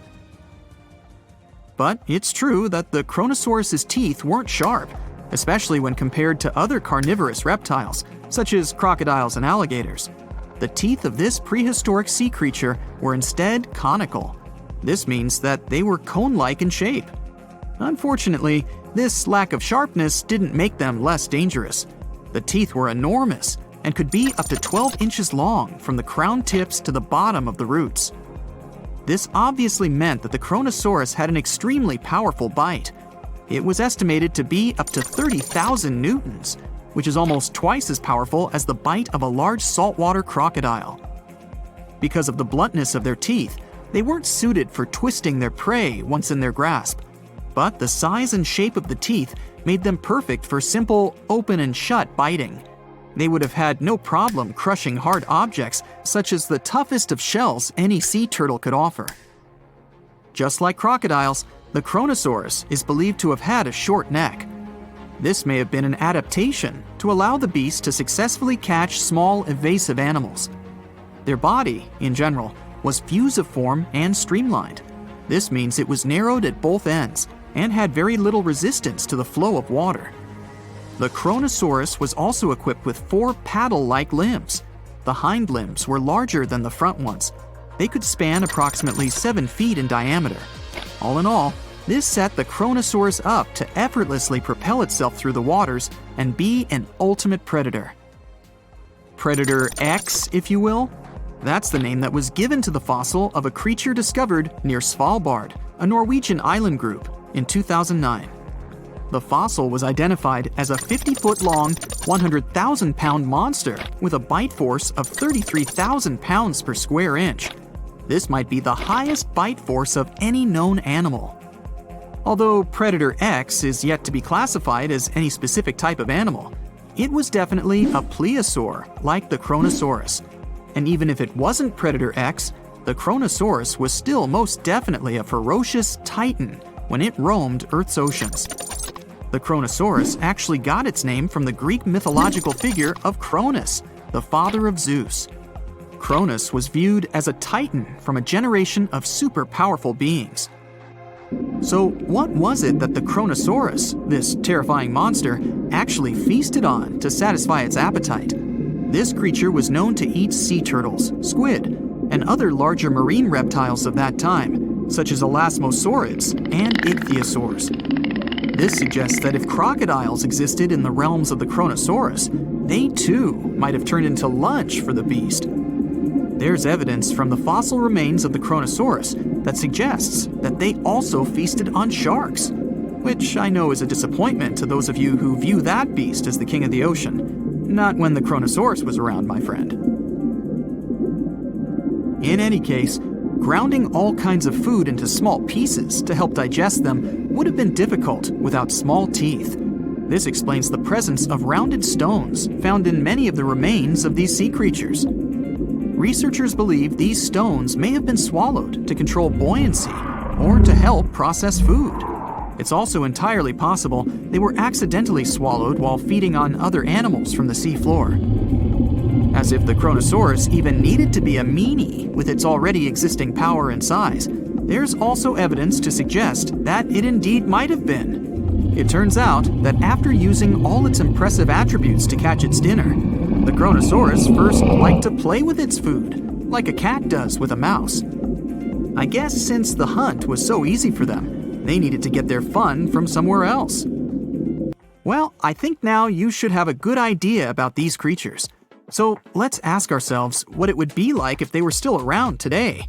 And by the way, why aren't they? Well, the Kronosaurus was completely finished off by the same KT meteor that took out the dinosaurs 66 million years ago. But even before this catastrophic event, they were coming under increased pressure from an even bigger and more vicious family of carnivorous marine reptiles known as mosasaurs. You can't always be a top dog, I guess, or rather, top marine reptile. But what if this never happened, and they were still roaming Earth? Well, this might be obvious, but can you imagine what kind of impact that would have on sea tourism? Based on the impact that famous movies about sharks and killer whales had, what do you think the presence of a Kronosaurus in the ocean would do to beaches? The very creature that would eat sharks and whales for breakfast. Beaches would certainly become a great place to go for a quiet walk, because nobody else would even be there. And what about such activities as boating, surfing, and scuba diving? You think anyone would dare try them, knowing that this 30-foot beast could be lurking beneath them? Let's give humans some credit and assume most of them wouldn't. This would cripple the global sea tourism industry, which is responsible for earning roughly $143 billion every year. Just to make sure this shocking point hits home, the most expensive yacht to ever roam the ocean was called the History Supreme. Its master bedroom was believed to have a statue made of T-Rex's bone and a wall made of meteorite rocks, as well as a 24-karat gold panoramic wall aquarium. Anyway, this yacht was worth nearly $5 billion, meaning you could buy 38 of them with the money lost in potential damages to sea tourism caused by the Kronosaurus. I'm sure that the yacht's owner was happy the beast never made an appearance in their luxurious aquarium. So luxurious, in fact, that some people believe the History Supreme, reportedly owned by some business genius from Malaysia, never even existed. Rumor has it that it was simply an elaborate hoax fabricated by the supposed designer. Anyway, I don't think the trouble would just stop there. People could actually be in serious danger, regardless of being near the ocean or not. No, I'm not about to tell you that this thing would grow legs, adapt to living on land, and start picking us off one by one. At least, I hope not. I'm just going to point out the damage that the Kronosaurus would inflict through its devastating impact on sea trade. In America, ocean transit accounts for 76% of national trade. On top of this, more than 100 vital pharmaceutical products originate in the sea. I'll also state the obvious and point out that the ocean is a huge food source for us humans. The presence of the Kronosaurus could have a great impact on our relationship with the ocean, something we usually take for granted. How heavy is the largest living snake? How can a snake eat a whale? Get ready, I'm about to answer these questions. Before the last ice age, giant mammals like mammoths ruled the world. The modern animal kingdom we're familiar with was shaped around 55 million years ago. I mean, there were still 1,000-pound bear dogs living from Asia to America. But modern whales, for instance, began to appear later. I'm saying modern whales because, surprise, surprise, whales weren't always fully aquatic. The ancestors of the ocean's biggest animals once walked on dry land. They had 4 legs and lived on the coast. Now, I want to introduce you to a snake that used to eat these whales, the Palaeophis, a genus of a marine snake. Scientists say it's hard to understand how big the Palaeophis was due to its fragmentary fossil record. They assumed that it could have reached up to 40 feet long. Its fossils were found in different parts of the world, from England to Morocco and Virginia, USA. The Palaeophis is extinct now, and sea snakes today are only about a quarter of the size this majestic creature used to be. So no need to worry about this underwater monster. But there once was an even bigger snake, the Titan boa. It was around 50 feet long and most likely weighed over a ton. It used to live in what is now known as northeastern Colombia, around 60 to 58 million years ago. Scientists say that it mostly fed on fish. Another giant animal that lived in the past was the black Gigantopithecus. These primates aren't related to gorillas. They lived in the area of modern China. Some people believe that they're still alive, but so far, no one has laid eyes on them. Some people even go further and say that the stories of Bigfoot or Yeti are based on these animals. This rodent became extinct about 2 million years ago.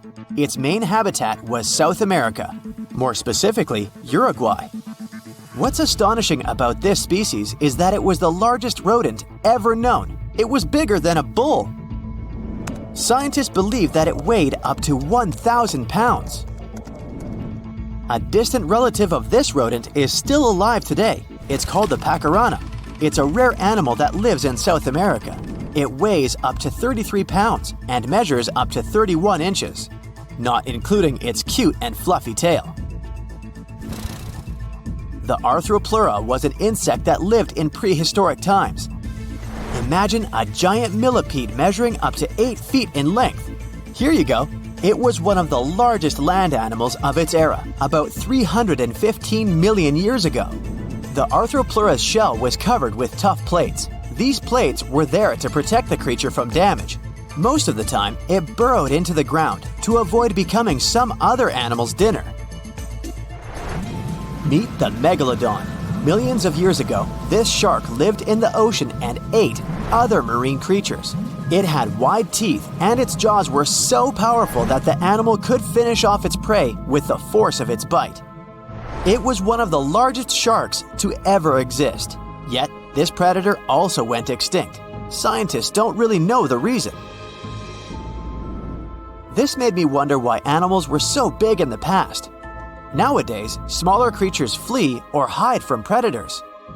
But apparently, it wasn't like this before. Many centuries ago, animals didn't just run or hide, they fought back. Research suggests that this behavior may have been the most important motivation for prey to grow bigger. A study compared the skulls of ancient animals to those of their modern peers. The skulls of predatory animals have become shorter and narrower, while the skulls of the animals they hunted have become longer and broader. This means that predators learned to become experts in hunting, while prey worked on developing their defense skills. You see, a larger body size was a great advantage because it made it harder for predators to take down the animals they hunted. The bottom line, self-defense made prehistoric animals larger. The second reason why ancient animals were larger is related to their bones. They had hollow bones, which are lighter than solid bones. This type of bone allowed large animals to move quickly. Let's take sauropods. They were a dinosaur subgroup. Sauropods had giraffe-like long necks and snake-like long tails. Compared to their body size, their head was really tiny. But since their bones were quite light, they could move around without having to carry additional weight.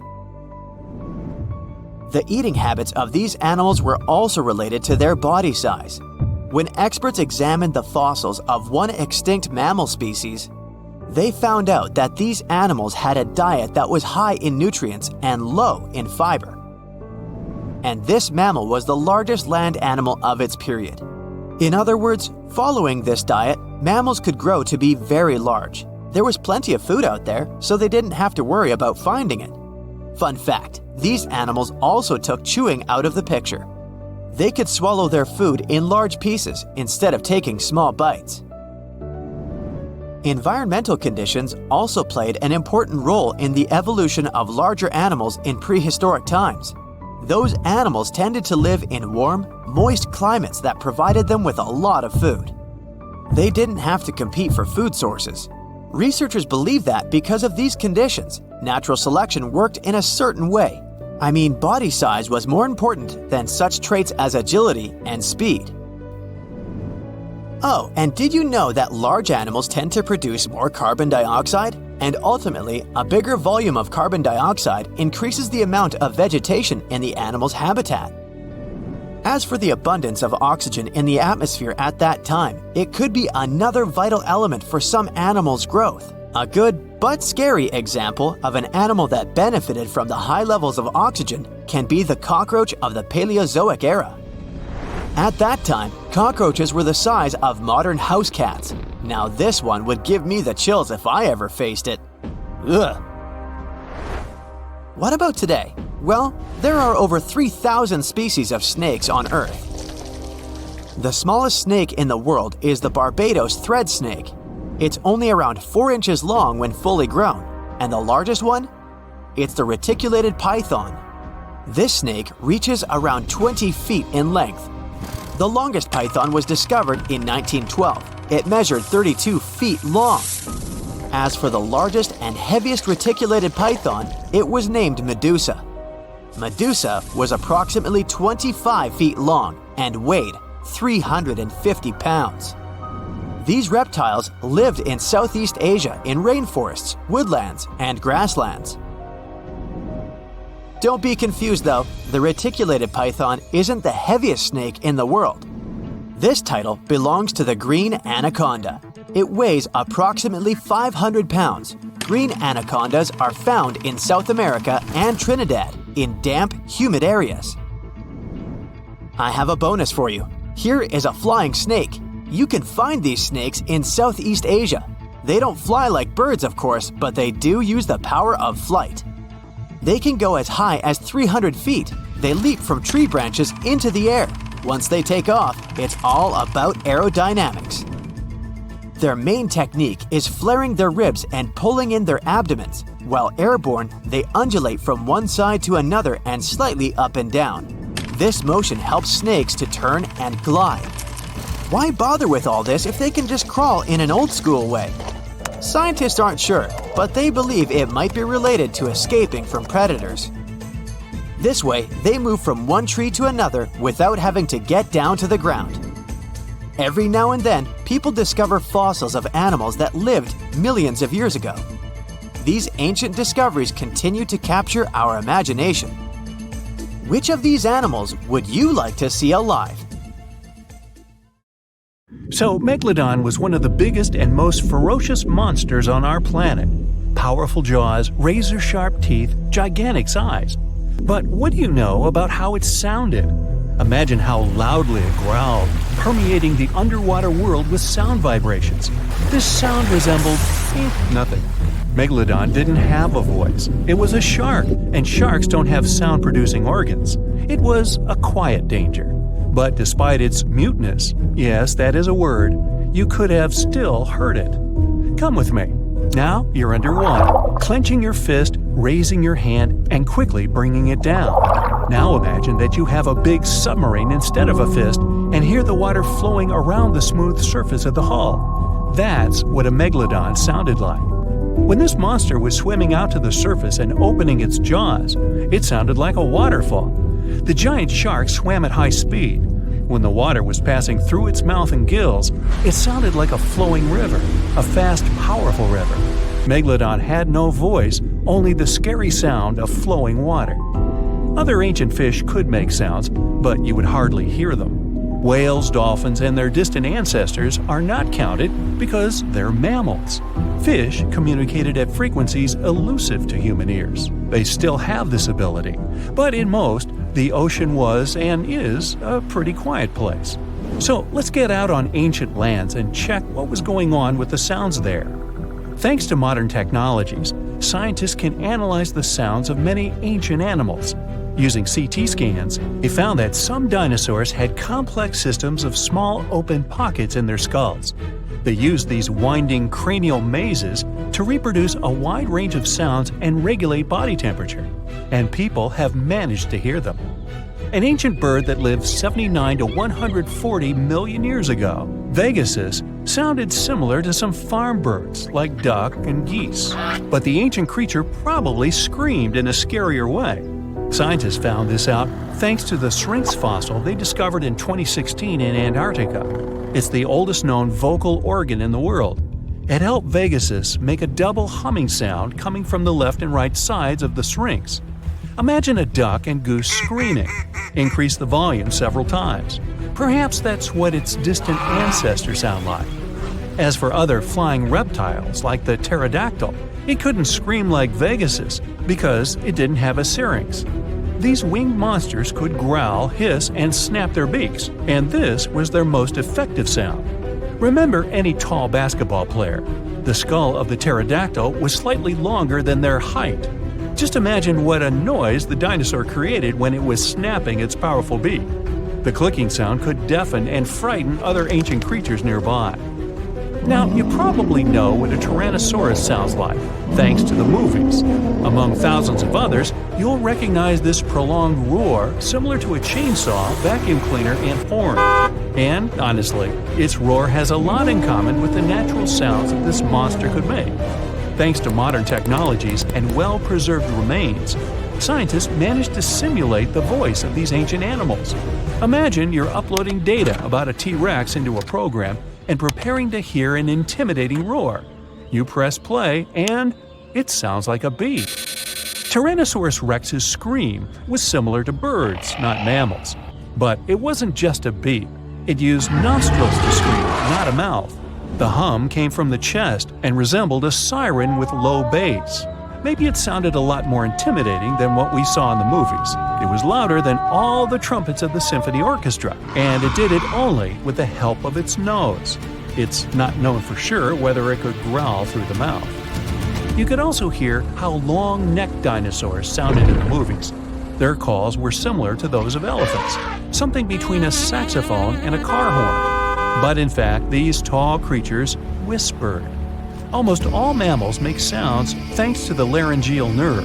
This nerve runs down along the neck, then goes around the blood vessels of the chest and comes back to the larynx. In short, the brain gives a signal and it passes twice the distance along the body before the sound is released from the mouth. And now, remember those long necks of dinosaurs? This was the height of a 5-story building. But the voice signal had to run a distance of 10 floors. It took too long to make this long trip, and this affected the dinosaurs' roar. So, when they wanted to make a sound, they just hissed. And it was probably similar to the sound of a giant viper. But the most detailed sounds scientists have managed to get belongs to the Parasaurolophus. You know this herbivorous dinosaur thanks to the long crest on the back of its head. We saw the dinosaur using it in movies and documentaries to fight opponents and enemies. Some scientists believed it also used the comb to drop fruits and leaves from trees. Others thought the dinosaur used it to improve its sense of smell. But it turned out that in addition to self-defense and fighting, they used the comb to make loud and scary sounds in different keys. Scientists replicated this with fantastic accuracy, thanks to the structure of its hard tissues. Almost all living beings with a voice use soft organs to make sounds, and these soft tissues decompose quickly. Parasaurolophus had solid ones. They noticed tubes leading from the nostrils to the crest and back to the nostrils when they found the skull. It was like a crumhorn, a curved musical wind instrument. This proved the dinosaur used the crest on the back of its head to make the sounds louder. The comb allowed it to trumpet, so its relatives could hear it in the forest. They made humming sounds with low and high notes. Mix a saxophone and trumpet with a goose hum, car horns, and low frequencies, then increase the volume several times. That's what Parasaurolophus sounded like. That's also what my 4th grade band sounded like. But I digress. You can listen to different shades and timbres of this dinosaur on the internet. It used noises with different tones to create complex social connections. They could communicate, identify each other, trumpet danger, or conversely, signal their friendly intentions. Alright, we've just heard how some ancient reptiles sounded. But what about ancient insects? They didn't have vocal cords, of course. Instead, they used friction between body parts. Look at modern crickets chirping with their wings. One wing has tiny notches. The second has the shape of a mediator. Take a simple plastic comb and run your fingertip over its teeth. Crickets make their sounds by the same principle. Their wings vibrate and release a series of sound waves into the air. But the clicking of an ancient bush cricket was very different from modern insects since they were much noisier. The sounds of these clicks were like a whistle. With the help of high-frequency waves, they could also communicate secretly as if they were doing it through a closed radio channel. If you heard this, you would hardly be able to fall asleep to it. Now, modern crickets are not so loud, as they began to add more high frequencies to their sounds. Higher pitch waves don't spread as far, reducing the risk that a bat will hear the insects. Just imagine how the jungle of that time sounded. The loud chirping of crickets hurts the ears. Then you hear a brachiosaurus hissing. The clicks of pterodactyls shake the sky like thunderclaps. Then you hear the trumpet sounds of different tones somewhere in the jungle. These are Parasaurolophus communicating with each other. And then you get scared by a loud Tyrannosaurus siren. What a racket! You'd probably not find peace in such conditions. Fortunately, humans appeared millions of years later. And, by the way, scientists have managed to find out and understand what our distant ancestors sounded like. They carefully examined the insert function of the mouth, nose, and throat on the Neanderthal skeleton. Their voices were similar to ours, but the phonetic range of an adult Neanderthal was the same as if they were 2 to 3 years old. It was like mumbling without consonant sounds. The study of the skull couldn't recreate precisely the sound of Neanderthals, but in 2007, scientists extracted DNA samples from their bones. They found a variation of the gene that responds to human speech. Scientists believe that Neanderthals fought with Homo sapiens, our family tree. As a result of this conflict, their kind became extinct. But the found gene points they could have had other connections with each other. Perhaps Neanderthals could understand their language and even pronounce some words. Think you know what lurks in the depths of the ocean? While nearly 95% of our oceans haven't been explored yet, it's hard not to let your imagination run wild. But thanks to brave explorers, deep-sea cameras, and awesome archaeologists, we do know about some pretty incredible sea creatures living in our waters today, and millions of years ago. From the 9-foot spider crab to the 60-foot prehistoric megalodon, these sea dwellers come in all shapes and sizes. But let's focus on sea creatures famous for their huge size. Can you guess which living species of whale is the largest? Well, it's not the orca, but that's a good guess. The orca is a toothed whale that can grow to anywhere from 23 feet to 32 feet, which is slightly smaller than a school bus. How about the narwhal? Nope, they're not the biggest either. These unicorns of the sea live mainly in Arctic waters and only grow 13 feet to 20 feet in length, and that's including their 9-foot tusk. Tired of guessing? Okay, I give in. The largest whale that still exists today is the blue whale. At a jaw-dropping 82 feet to 105 feet, the blue whale is not only the biggest whale we know of, but is currently the largest animal to have ever lived on Earth. Seriously. These animals are bigger than a T-Rex, and even the prehistoric megalodon. If you were to put a blue whale next to a school bus, it would look like it could swallow it. Think about that. According to National Geographic, a blue whale's tongue can weigh the same as an elephant. And their hearts can weigh as much as a car. That doesn't even sound possible. It's no wonder these giants need to eat about 4 tons of krill every day. While there aren't too many animals living today that can compete with the blue whale's epic proportions, there is an entirely different species that is a good contender, and it's not quite what you would expect. It's a jellyfish.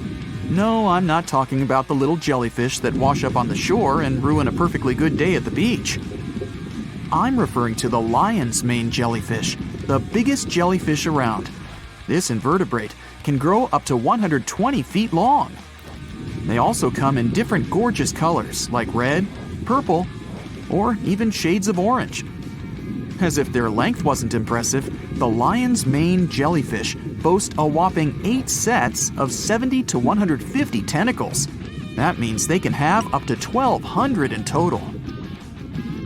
And here's the giant oceanic manta ray, the largest type of ray in the world. Their wingspan can be longer than a bus. These guys can reach 30 feet in length. They also have the biggest brain compared to body size among all fish.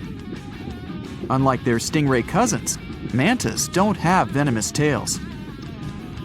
And while the lion's mane jellyfish and the blue whale are yet to be beaten for the longest sea creature, there is one marine creature that can grow even larger in length.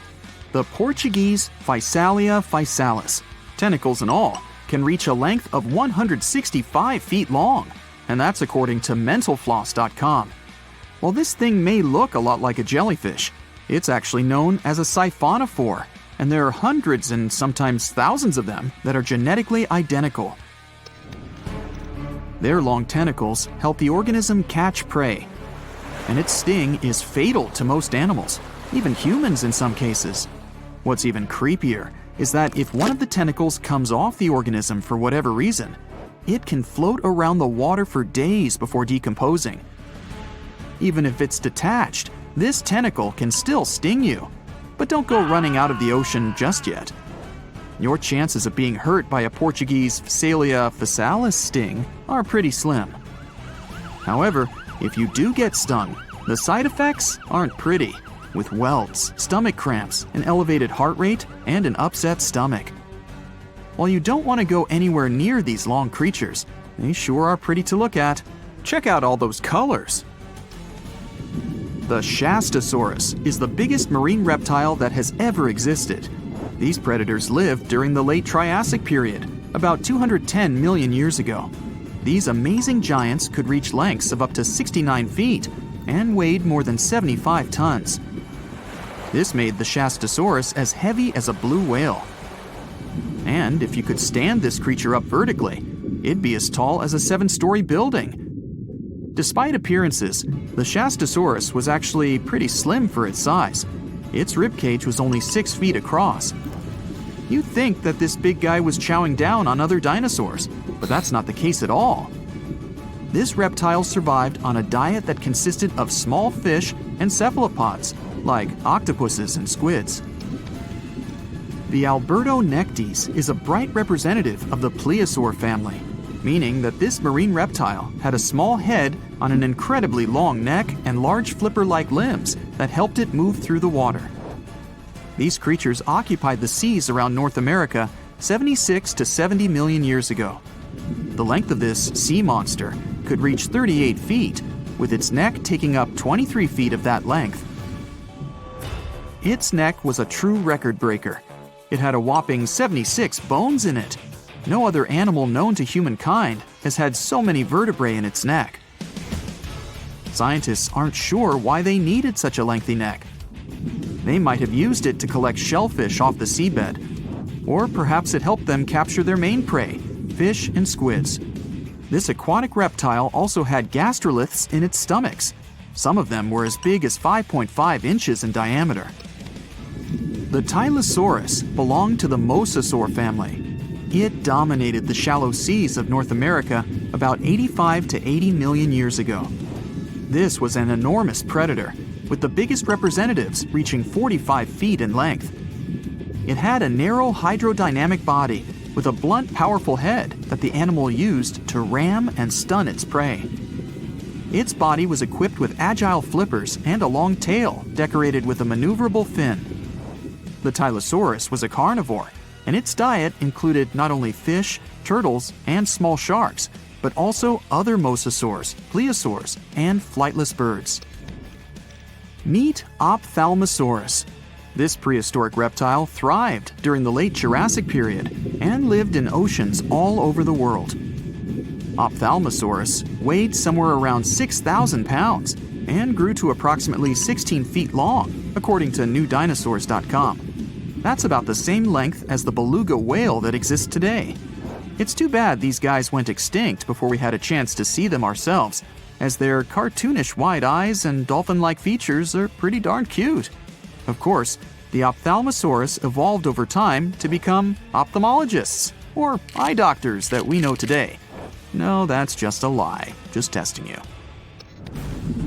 The Mosasaurus is a truly gigantic predator that dominated the seas all over the world about 66 million years ago.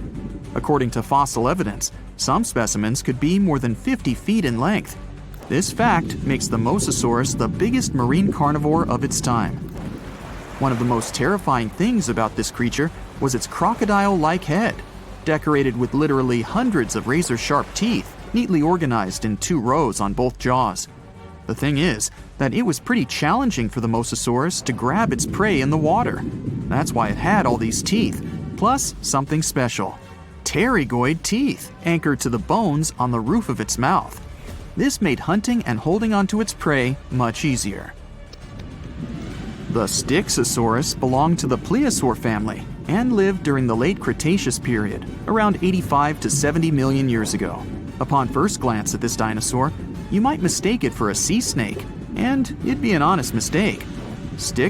Whale watching is a popular bucket list item, but getting too close to these gorgeous sea creatures isn't the best idea, especially if you don't want to kick the bucket too early. Whales are generally curious and friendly giants, but they can be unpredictable when you cross their personal borders. First of all, they are huge, and one wrong move on their side could flip over your boat or seriously hurt you. Second, they are wild animals, and like any other wild animals, they can carry certain infections they could transfer to you if you get into direct contact. Plus, they have strong parental instincts, so if you approach their young by accident, they might think you want to take them away and will act accordingly. It is only safe to observe whales from the sea when you're accompanied by an experienced expert, both for your own good and for the good of the whale. Now, sometimes whales and dolphins strand themselves on the shore for reasons scientists still can't explain. Quite recently, over 200 whales have been found on a remote beach in Tasmania, Australia. A rescue team rushed to the location to save the whales, half of which were still alive. The rescue operation was really complex due to the remote location. The locals were trying to help the whales, covering them with blankets and pouring buckets of water on them to keep them alive. This mutual effort of regular people and professional rescuers helped save around 100 whales. As to why this happened, one theory says the stranded whales might have had a leader who had some problems with orientation and took the whole pod to the wrong place. The Australian box jellyfish looks just like any other jellyfish you've probably met in the sea. But don't let these creatures deceive you. They're considered the most venomous marine animals. Box jellyfish got its name because it does look a lot like a box. Unlike other kinds of jellyfish that float with the current rather than swim, this creature can reach a decent speed and choose its own direction. And here comes the scariest part. It has tentacles covered with tiny darts loaded with poison. People and animals that get unlucky enough to have a rendezvous with those tentacles face some pretty scary and sometimes even fatal consequences in just a matter of minutes. Before you decide to cancel your vacation by the ocean, you should know that only a few out of the 50 species of box jellyfish have venom that is lethal to humans. Ooh. There are some not-so-dangerous species living in warm coastal waters worldwide, and the lethal ones reside in the Indo-Pacific region and northern Australia. Good day, mate. A blue-ringed octopus likes to pretend its only outstanding feature is the psychedelic color, but it can quickly and easily take away your life. This cute-looking sea monster likes to spend its time in the soft, sandy bottom or shallow tide pools and coral reefs. It normally hides in underwater crevices among shells or debris. If you somehow manage to find and disturb it there, the octopus will show you its signature blue rings as a warning signal. And if you don't get the hint, it will introduce you to its other signature feature, a venom 1,000 times more powerful than cyanide. One octopus has enough of it to do away with 26 people within minutes. This venom is more toxic than that of land mammals. The octopus normally uses it to hunt crabs, shrimp, and small fish by pecking them with its beak and paralyzing them. The same can happen to a human victim. You'll unlikely even feel the bite until it's too late. The good news is that there have been no known cases of such incidents since the 1960s. If you don't disturb the blue ring octopus, it will never attack you first. If you enjoy picking shells on the beach, make sure the ones you collect don't belong to a cone snail. It's nothing like its relatives living on land and eating fresh leaves and bark. There are over 500 species of this venomous sea creature, and a few that can really hurt you. These little snails are extremely vicious, just like Jimmy from 3rd grade. They inject their venom through a harpoon-like tooth. The consequences of this injection can be quite terrible for you. Now, are you afraid of snakes? Well, I have some bad news for you. You can't escape them even in the water. Certain kinds of these creatures have adapted to live both on land and in the sea, especially in the warm waters of the Indian and Pacific Oceans. All the species we know so far are venomous, and sometimes an encounter with them can be super dangerous. The good news is that they only bite if you disturb them. So the safest way to go is in the opposite direction of these slithery sea creatures. Not only venomous sea creatures present a danger to you while you're in the water. Strong earthquakes sometimes cause the formation of massive ocean waves. If they head ashore, they hardly leave anything intact in their way. You know this dangerous sea phenomenon as a tsunami. There is also another type of this natural disaster called a meteotsunami.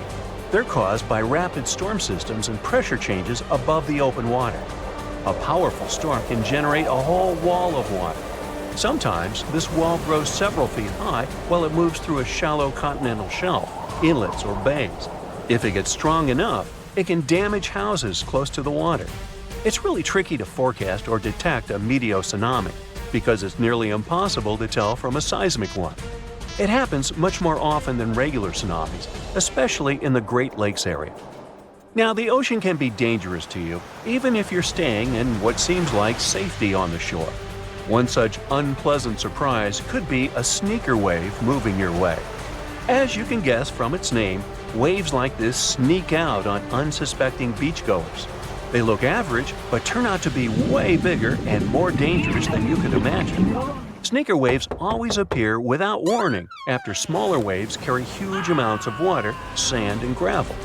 They're so powerful, they can carry swimmers further away into the ocean. They can swipe you off your feet and into the water when you're casually strolling on a jetty or the beach or on an outcropping nearby.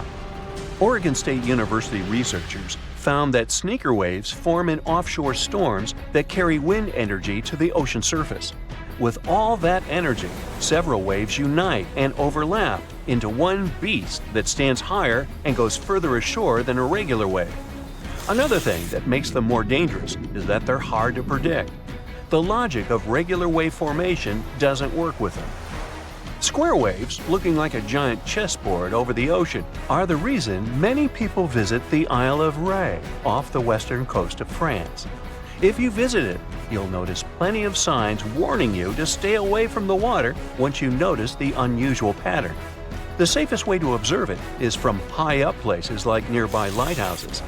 If you decide to stay in the water, the strong currents coming from two directions can literally sweep you off your feet. Generally, waves can travel many miles over the surface of the water, depending on local winds and weather. And even on days when the weather seems somewhat calm, storms located elsewhere can send in crashing waves that affect the surrounding calm waters. When waves travel onto the shores of distant lands, they're called swells. This is different from a wave that occurs from the local wind. When two different swells coming from opposite directions meet, it's known as a cross sea. This is what generates these square waves that you see near the Isle of Ré. The cross-sea phenomenon can appear in different locations around the world. The Isle of Ré is one of them, thanks to specific wind and weather patterns that create the perfect storm, which makes this cross-sea so beautiful and well recognizable. Well, wasn't that swell? Swell? Never mind. If you could dive right into the mysterious darkness of the ocean depths, who knows what you'd come upon?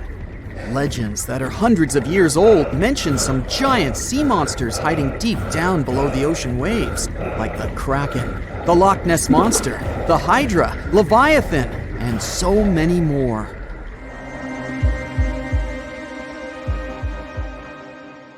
Okay, no one has ever seen such monsters, but there are still weird and unusually big sea spiders, squid, worms, and many other animals that grew way more than we'd expected.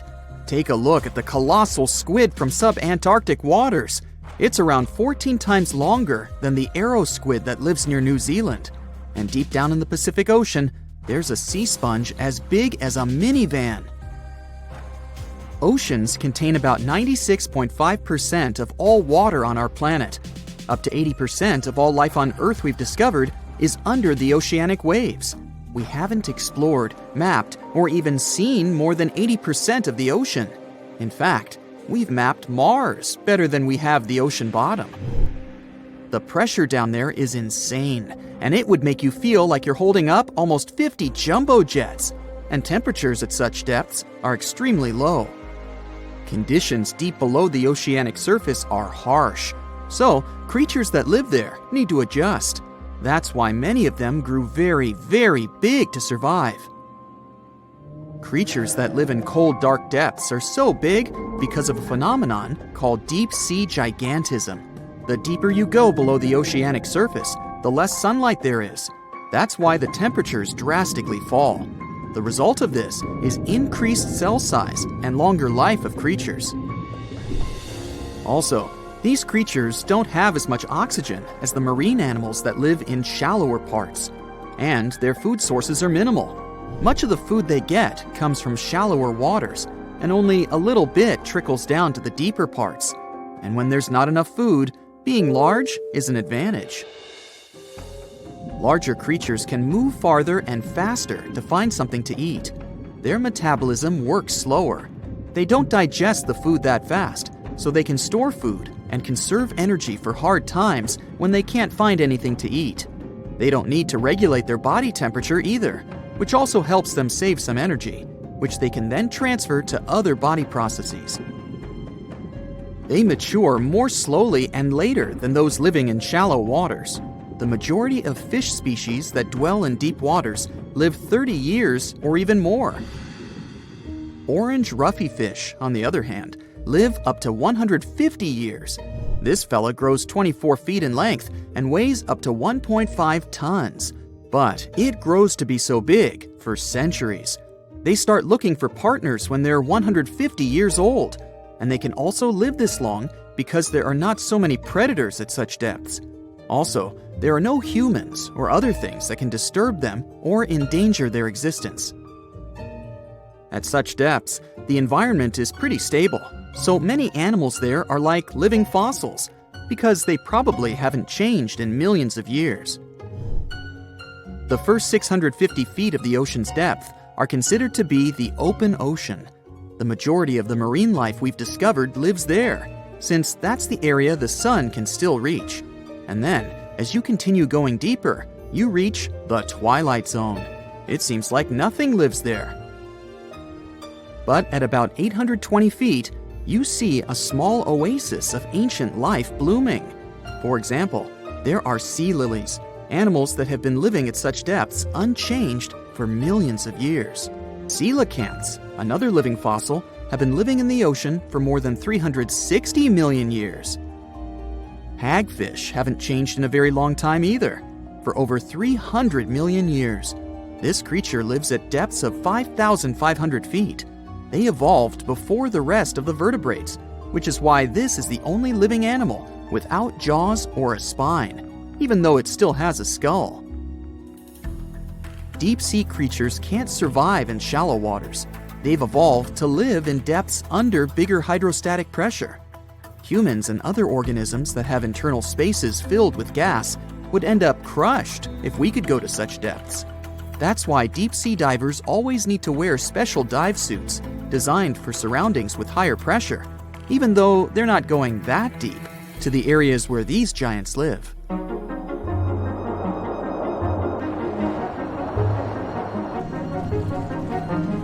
But near Antarctica, you can see gigantism way closer to the surface, like giant sponges, sea slugs, sea spiders the size of a dinner plate, worms, and even some enormous single-celled organisms. They all tend to chill in shallower waters. Scientists are not sure why exactly, but they think it could have something to do with oxygen. Giant species use just a little oxygen, and the waters around Antarctica are pretty rich in it, which means there's hardly any limit to these animals growing bigger and bigger. Back to deep-sea creatures. As mentioned, they had to adjust to strong pressure, so they almost don't have any air gaps in their body at all. They're mostly water-based, and since water is incompressible, which means it's not something you can compress, it helps them stay unaffected at such high pressure. But because of all that, if they were to go up towards the surface, they'd probably swell up, maybe even explode. Just look at the blobfish, the one that takes the title of the ugliest animal in the world. It looks normal deep down below the surface, where its natural habitat is. But when it gets up to the surface, where the pressure is 120 times lower, it changes its shape. The blobfish doesn't have a skeleton or muscles, so without high deep-sea pressure, it ends up being all floppy and saggy. The dark oceanic depths are not just scary to watch, but to listen to as well. In 1997, scientists were trying to find underwater volcanoes located off the South American coast. During their travels, they recorded one of the loudest noises ever registered. It was pretty weird, too. It was so loud, even sensors from more than 3,000 miles away managed to pick it up. They later called it the bloop. It took them 15 years to conclude the sound came from an ice quake. That's when seismic activity breaks frozen ground. Water at the bottom of the ocean is not always extremely cold. There are hydrothermal vents on the seafloor, and the water that comes out of them can be up to 750 degrees Fahrenheit. Powerful pressure, yep, the same one that would crush you, is something that doesn't allow the water to boil. There are hundreds of animal species that live near deep-sea hydrothermal vents. Some of them, such as tube worms, are not like anything we have seen before. These worms absorb chemicals from vent fluids. That's how they feed bacteria that live in them. And in return, those bacteria give them the carbon the tube worms need to survive. 2/3 of all of the coral species scientists discovered live in dark, deep, and extremely cold parts of the ocean. Some even live in parts that are 3 miles deep. They can survive at low temperatures, such as 28 degrees Fahrenheit. Some of these cold water corals are more than 8,000 years old. They form amazing structures that can rise up to 115 feet tall. The deep is not just a mysterious world of unusual creatures. The landscape under the oceanic surface is magnificent too. The canyons hiding there make even the Grand Canyon seem small. For instance, check out the one located in the Bering Sea, the Jemchug Canyon. Its vertical relief is more than 8,500 feet deep. That's huge. The largest ocean waves are not the ones you can see from the shoreline. They occur under the surface, and they're called internal waves. They take place between two water masses that have different densities. They travel at speeds of thousands of miles per hour and can be 650 feet tall. Not much happens in dark, murky ocean depths. It's mostly pretty quiet, with some smaller fish carefully passing by and probably hoping nothing big would grab them on their way. There's also a bigger fella looking for plankton coming through every now and then. Suddenly, a giant beast comes out of nowhere. First, it's just a dark dot in the distance, until it gets closer. Oh, it's a great white shark. You can recognize its firm, dark gray body, white belly, and slanted head. These creatures have special cells in their skin called melanocytes that can make their color change to lighter or darker. This way, a shark can blend in with its surroundings, which is a nice ace up its sleeve and the reason why we barely even see one coming by. These predators can grow up to be more than 20 feet and weigh up to 5,000 pounds. Our fierce fella is just passing by looking for some lost fish that might wander around, if it gets lucky, directly into its mouth. But instead, a giant jagged tentacle comes out of nowhere. The great white barely escaped it, and quickly swam a little further to see what was happening. A giant squid comes out of the depths. Its eyes, as large as dinner plates, are looking straight at the shark, while its soft body is getting closer. A challenging prey, but hey, why not try? Most of the time, these creatures eat shrimp, fish, and other squid, but sometimes they like to really treat themselves, so they go after small whales. A shark will do too. I know you'd expect these creatures to be way smaller, or that's at least how I comfort myself when I swim a little further from the shore where my feet can't touch the bottom anymore. But they can weigh 600 pounds and be 40 feet long. The great white shark is the biggest predatory shark on our planet. Check out its long and sharp teeth. It definitely has the biggest smile down there in the ocean. Great whites have around 300 teeth, but they don't use most of them for biting. Instead, they have a special system where new teeth grow all the time because they need to replace the ones that get worn out or lost. And they have a really powerful bite, over 20 times stronger than ours. Considering all that, you might think a great white shark has nothing to be afraid of in the ocean. But looking at its gigantic enemy, we can't be so sure of that anymore. Octopuses only have 8 arms. Squids too, but they also have 2 additional tentacles. They're similar to their arms, but suckers on the arms go along most of their length, while tentacles have suckers only at the ends. This squid has probably hundreds or even thousands of suckers. There are squids without these suction cups, but in that case, they have rotating hooks, or a combination where these two work together. Hooks catch prey, and suckers stick on it so it doesn't get away. Squids have teeth too. Plus they have this special part called a radula. It's like a tongue, but with teeth on it. The teeth are tightly packed together and are difficult to remove. When food is passed to the radula, the teeth chew it into small pieces. This is important because squids have sensitive body parts near their throat, so they need pieces of their food to be very small. Their bite may not be as strong as the great white sharks, but it's still quite powerful. For instance, way stronger than a lion's. They also have glands that produce venom and use their beaks and radula to inject the venom into their prey or a creature that's coming after them. Wow, these squids are really equipped better than expected. And they're also way longer than the great white, which gives the squid more room to attack it with its long tentacles from a distance and seize it. Giant squids usually live at depths of 2,950 feet, while great whites prefer to stay at depths of about 650 feet. But we'll try to keep the competition fair. Let's say these two meet in a territory where water pressure won't hurt or bother any of these animals. The great white is circling around the squid. It moves a bit faster than the squid, Its swimming speed can reach 25 miles per hour when the animal is submerged, and it also has short bursts of speed when it can move at 35 miles per hour.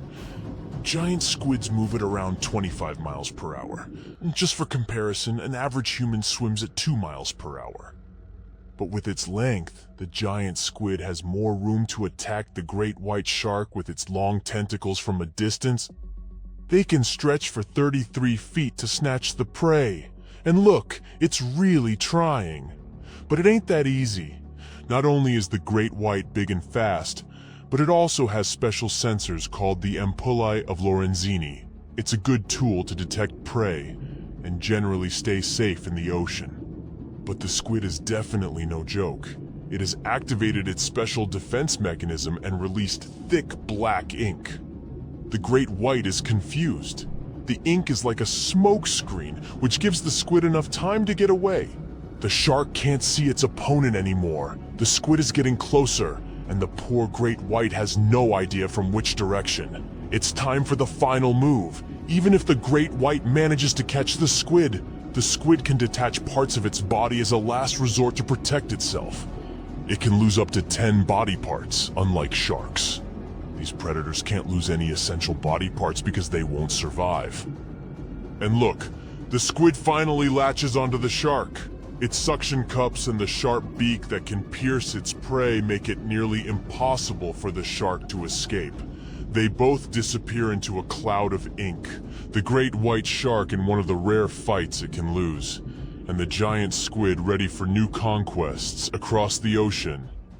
Aren't giant squids perfect for scary stories? In legends, there are often battles between humans and sea monsters. In the past, Norwegian sailors shared stories about sea creatures they encountered during their ocean travels. Over time, these stories grew to include creatures that were like giant islands with arms. And let's not forget about the Kraken. It's a legendary sea monster from Scandinavian stories that looked like an island, which was how it would trick sailors.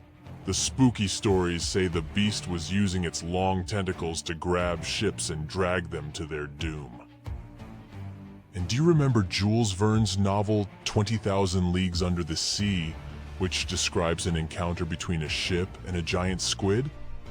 In real life, giant squids don't eat humans, and they're not particularly interested in going after ships. However, not all the stories about these creatures attacking ships are made up. There are some reports. For example, in the 1930s, something attacked a Norwegian tanker, the Brunswick, 3 times. And yes, it was indeed the work of a giant squid. Fortunately, the squid couldn't grip onto the ship's steel hull, so it ended up getting caught in the propellers. But even though everything was okay in the end, just looking at this gigantic monster trying to take your ship down to the bottom must have been terrifying. We can laugh at stories about the Kraken until we're out there on our own. In 2003, a giant squid came closer to a French yacht that was participating in a sailing race. It couldn't cause any harm, so it eventually gave up. So, for now, the idea of a giant squid taking down a ship or boat remains a fictional story, although they're certainly capable of trying.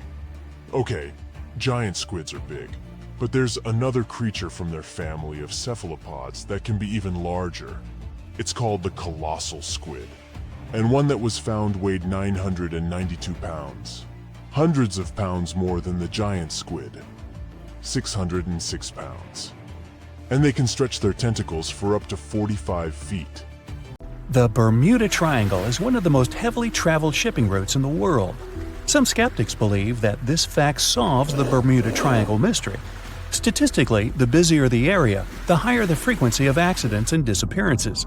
While this makes sense, it's not the frequency of disappearances that's responsible for the mystery of the Bermuda Triangle. It's the lack of explanation or wreckage found. On his very first voyage to the New World in 1492, Christopher Columbus sailed through the Bermuda Triangle. Columbus reported that one night, when he was on the deck of the ship, he noticed a giant light appear in the distance, unlike anything he'd ever seen before. Columbus looked at his compass for direction, and it gave off erratic readings. You might have noticed that the Bermuda Triangle doesn't appear on any world map. This is because official institutions refuse to acknowledge that the area actually exists. No one exactly knows how many ships and planes have disappeared in the Bermuda Triangle. The rough estimate is 50 ships and 20 planes. Most of the time, the disappearances had no explanation and no wreckage has ever been left behind. When the TBF Avenger planes went missing, a massive search operation was conducted. Boats and planes searched the Bermuda Triangle for any signs of the aircraft. One of the boats searching was a PBM-5 Mariner airboat. The airboat took flight at 7:27 p.m. and called in a routine radio message 3 minutes later. Then, it was never heard from again. No trace was ever found of the rescue airboat or the 5 Avenger aircraft. A huge investigation was launched into the disappearance of all these vehicles, but nothing was ever discovered. The Bermuda Triangle is home to some pretty intense and unexpected weather. Storms build up quickly and unexpectedly, then disappear soon after. If you blink, you might miss it. This could explain why few distress signals are issued. Pilots and sailors never saw the weather coming. A popular theory suggests that rogue waves are responsible for the many disappearances. Rogue waves are called extreme storm waves by scientists. They occur when different weather patterns take place at the same time and cause large unexpected waves that reach up to 100 feet tall. Witnesses say that the waves look like giant walls of water. These waves could explain why ships go down fast and without leaving any trace. Just off the coast of Japan, you'll find the Bermuda Triangle of the Pacific Ocean. They call it the Devil's Triangle. Between 1950 and 1954, 9 ships disappeared in this area without leaving a trace. The ship Maroon 5 was sent to investigate these unexplained disappearances when it also vanished. After this incident, the Japanese authorities labeled the area as a danger zone, and sailors were encouraged to avoid it. Some people blame all disasters on the extraterrestrial paranormal activity. Others suppose it's all about raging natural phenomena. Some scientists believe the cause of anomalies is the environmental changes. Also, there's a really high concentration of methane hydrates on the bottom of the ocean in the Pacific Bermuda area.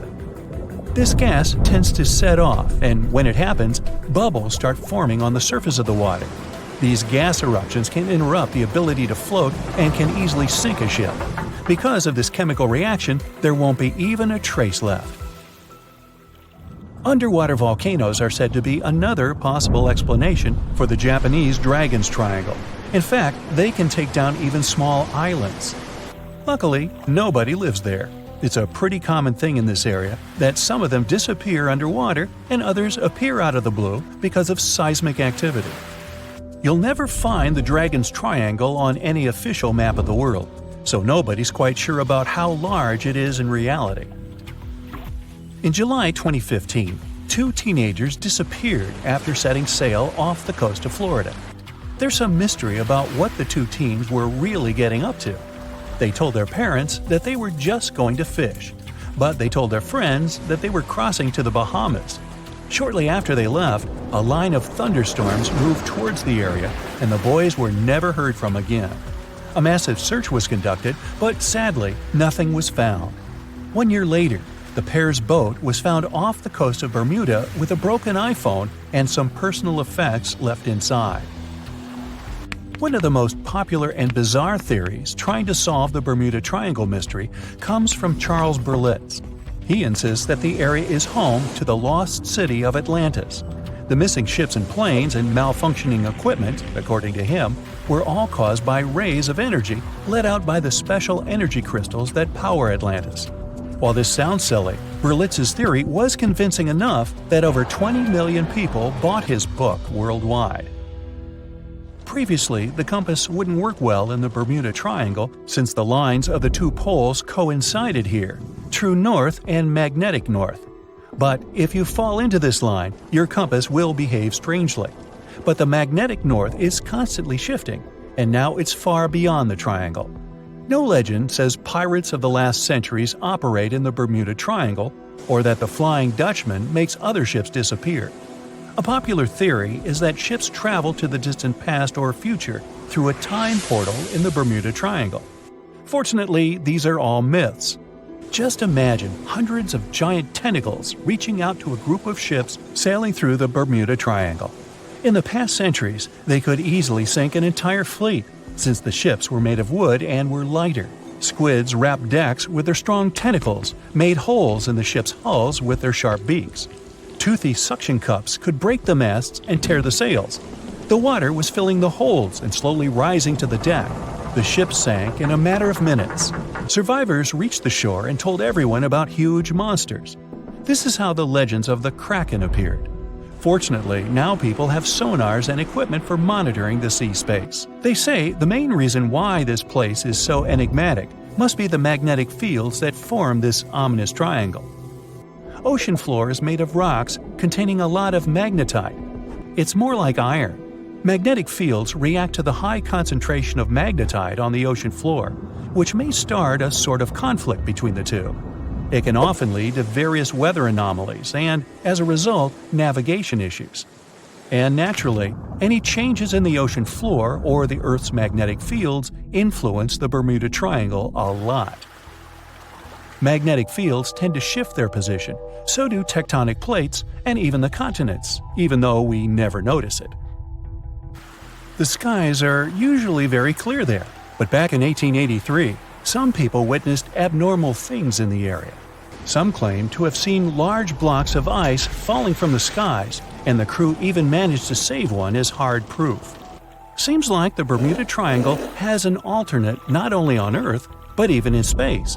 Spacecraft usually don't disappear into thin air though, like there's no air. This anomalous area is really large and stretches right above the South Atlantic. It occupies the area from Chile to Zimbabwe and sits right at the point where Van Allen radiation belts are the closest to the surface of our planet.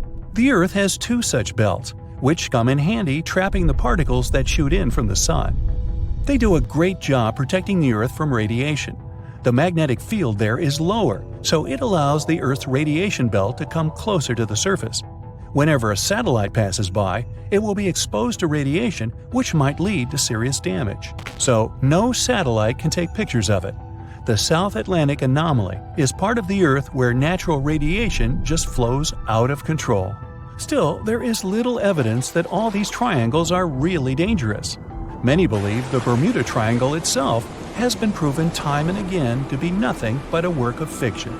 In fact, some shipwrecks, such as the Ellen Austin, gained popularity in the middle of the 20th century, while nobody even thought of drawing a triangle in the Bermuda area before that. The mystery was popularized by science fiction writers and became a common myth, while no serious research proved it any more dangerous than other parts of the world's ocean. So, the crew of the Ellen Austin back in 1881 weren't even aware of the Bermuda Triangle back then, let alone afraid of it. What do you think?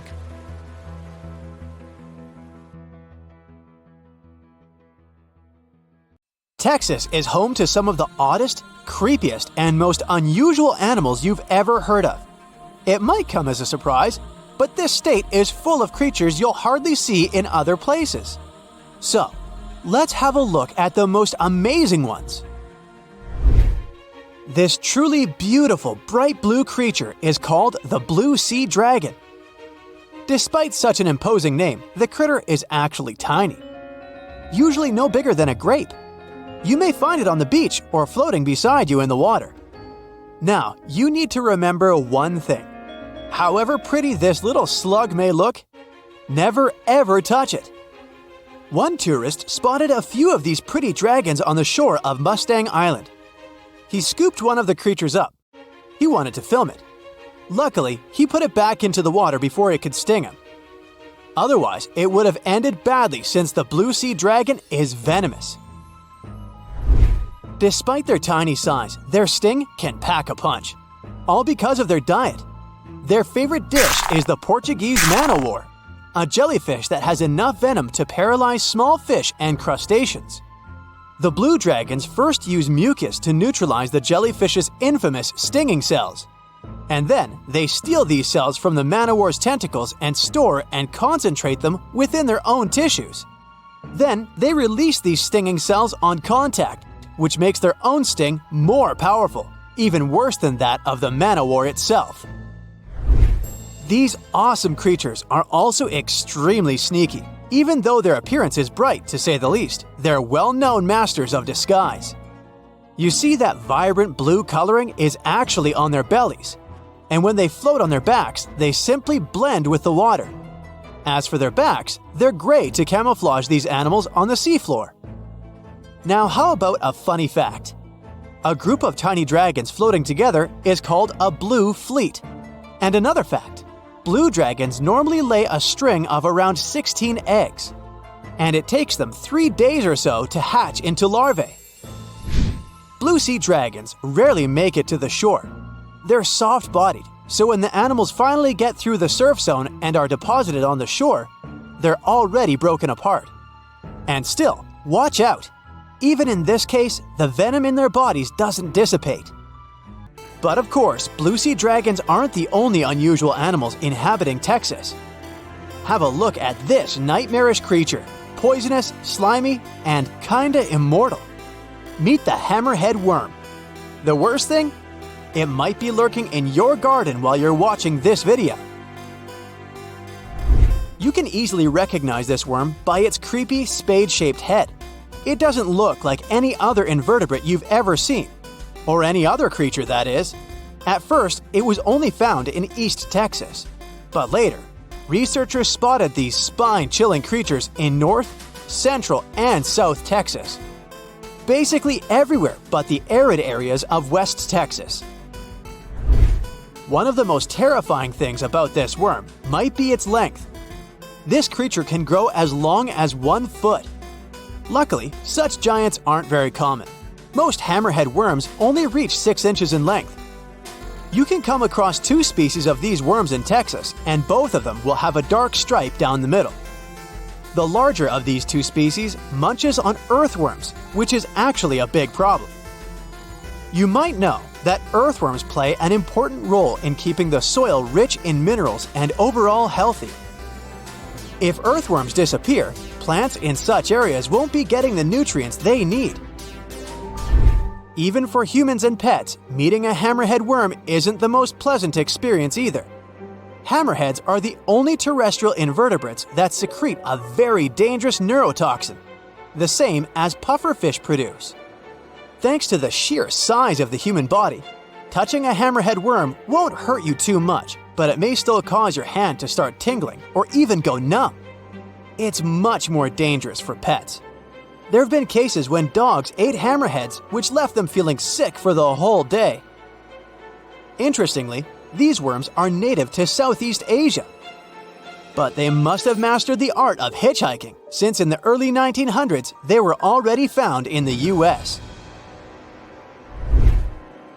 Keep in mind that if you want to get rid of a hammerhead worm, which is the best course of action, the worst thing you can do is chop it with a shovel. The thing is, flatworms reproduce by ripping themselves in half, so by cutting it, you actually help the populations of the worms, turning 1 into 2. That's the reason why hammerheads are sometimes described as immortal, which is a bit of a stretch since these creatures can't survive in vinegar or salt. Now, even though you're safe from the hammerhead worm in West Texas, it doesn't mean you can't come across another dangerous animal, such as the land lobster from hell. These creatures are also known as vinegaroons, and they're not real crustaceans, they're arachnids. Huh? Who would have guessed? Anyway, these 8-legged critters have a really nasty bite, but it's not the worst thing about them. Land lobsters, brace yourself, spray vinegar-like 85% acid from their tails. Mostly they do it to protect themselves, but it still sounds like an unfriendly thing to do, right? A land lobster can also pinch a finger that's gotten too close with its heavy mouth parts. At the base of their abdomens, vinegaroons have long whip-like tails. That's why these arachnids are often called whip scorpions, even though they're neither related to scorpions nor have stingers. Summer rains lure these arachnids out of their burrows in search of food and love. Luckily, experts claim that land lobsters aren't poisonous to humans, but they're very likely to leave a mark with their large pinchers, which they use to capture insects. Vinegaroons can be considered useful since they eat millipedes, crickets, scorpions, and cockroaches. They hunt by sensing the vibrations of their prey with those long front legs of theirs. Since land lobsters prefer to come out after dark, you aren't likely to see one in the daylight. But if you stumble upon one, check it out. If it's a female, it may be carrying her hatchlings on her back. Now, imagine it's the middle of spring and you're walking among blooming flowers and greenery. Suddenly, you spot something extremely bizarre on the ground. The animal looks cute, fluffy, and soft-looking. The desire to touch it is irresistible. Watch out! The sting of the hairy caterpillar can pack a serious punch. This one is called the puss moth caterpillar, or asp. There are several stinging caterpillar species in Texas: the buck moth caterpillar, spiny oak slug caterpillar, saddleback caterpillar, and Eo moth caterpillar. And touching any of them can lead to unpleasant consequences. If you had touched that pretty hairy thing in the park, you'd most likely start feeling a burning sensation and develop an itchy rash. In the worst case scenario, you'd even have to go to the emergency room. The main problem is that people react very differently to caterpillar toxins. Some may develop more severe reactions than others. Plus, how bad the consequences are also depends on the thickness of the skin in the affected area. In most cases, the unpleasant sensation and rash go away in a few hours or sometimes days. On the bright side, such caterpillars later turn into moths and butterflies that help pollinate flowers and trees. Getting rid of these critters means doing a massive disservice to the area where you live. Specialists are sure that coming across a stinging caterpillar won't lead to anything bad if you keep in mind the rule of thumb. If a caterpillar looks fuzzy, don't touch it. And the best solution to dealing with such creatures is educating people on what such caterpillars are, what they look like, and why it's dangerous to touch them with unprotected hands. You're going to Ilha de Queimada Grande, one of the most dangerous islands in the world. There, you find yourself among rainforests, huge rocks, and grasslands. The place is home to birds, locusts, and giant cockroaches. But there's one more animal, and because of it, the island got its notorious reputation. Snakes live there, and a lot of them. So many that the place is also known as Snake Island. Will you survive there? Located just 20 miles away from the coast of Brazil, the island has an area of 43 hectares, or over 100 acres. It probably got cut off from the mainland after the last ice age. The snakes were also separated from most other animal species. They didn't have competitors and had an unlimited source of food. In such a small area, there are up to 4,000 snakes. That's one snake for every 10 square feet. It would be a difficult feat not to come across a snake on this island. Not only is this snake, the golden lancehead, one of the most numerous on the island, but it's also a highly venomous pit viper species. And it's also one of the most venomous in all of Latin America. Its venom is so potent due to the isolation of the species, with only birds sharing the land with them. To catch these birds, the snake's venom needed to become extra strong. And indeed, since they got separated from their distant relatives, their venom has become up to 5 times more powerful. Most of the time, these snakes hide in the trees or amongst leaves on the ground. If you find yourself stranded here, you'll want to keep yourself a safe distance away.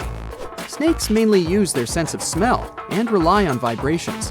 If you get too close to one, either stand still or slowly walk away. If you make too many vibrations, this will make them feel threatened, causing them to strike. If you spot them a safe distance away, or if you're walking toward tall grass, stamp your feet a couple of times. This will notify snakes of your presence. They won't risk taking down prey larger than they are and will likely slither away. Carrying a stick is always a good idea, just in case you happen to come across a snake accidentally. This way, you'll have an extension of your arm that cannot be bitten. This simple thing might save your life. A stick with a V shape on the end will give you even more advantage. even if a snake starts acting aggressively. Holding it down will stop it in its tracks. But whatever happens, don't try to pick it up. Okay, but what if you get bitten? The chances are pretty high on this island, of course. First of all, don't try to get the venom out on your own. Make sure you call emergency services immediately. And once help is on the way, apply a wide bandage. A piece of clothing will do if you don't have anything else. Don't try to chase the snake trying to identify the species. Emergency services know how to figure out what venom it is. Now, just keep calm and wait for help. You might be wondering who you can call on this abandoned island. Well, since it's strictly prohibited to visit this place, there are signs advising to stay away all over the island, along with a number you can call if you run into trouble. Let's say you've successfully avoided getting bitten. The next thing to consider is what you can eat there.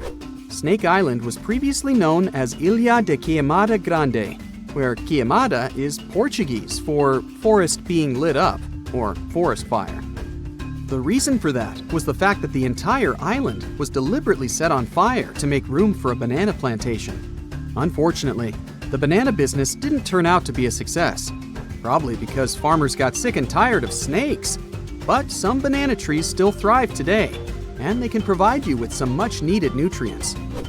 You'll also want some protein in your diet throughout your stay. Luckily, along with the snakes trapped on the island, there are also cockroaches. These giant prehistoric-looking roaches come out at night to feed on plants. Get that barbecue started and enjoy the rare delicacy this island provides. A great way to survive on the island is to avoid it altogether. If by chance you happen to be sailing past, keep in mind that this place was once connected to the mainland. Rocks beneath the waves are very likely to damage the bottom of your boat if you get too close. Make sure you keep an appropriate distance when traveling past. Sure, this island is intriguing, but please remember that no matter how close you get to it, you won't be able to see snakes from the boat. You can only see these creatures if you get close enough, which you really shouldn't do. And it's not only reptiles that make this location dangerous. Pirates visit the island quite often. Not the sea shanty singing peg-legged arr pirates, but bio-pirates who come there to capture the very thing that makes it so dangerous. They come there for snakes, to catch them and sell them illegally.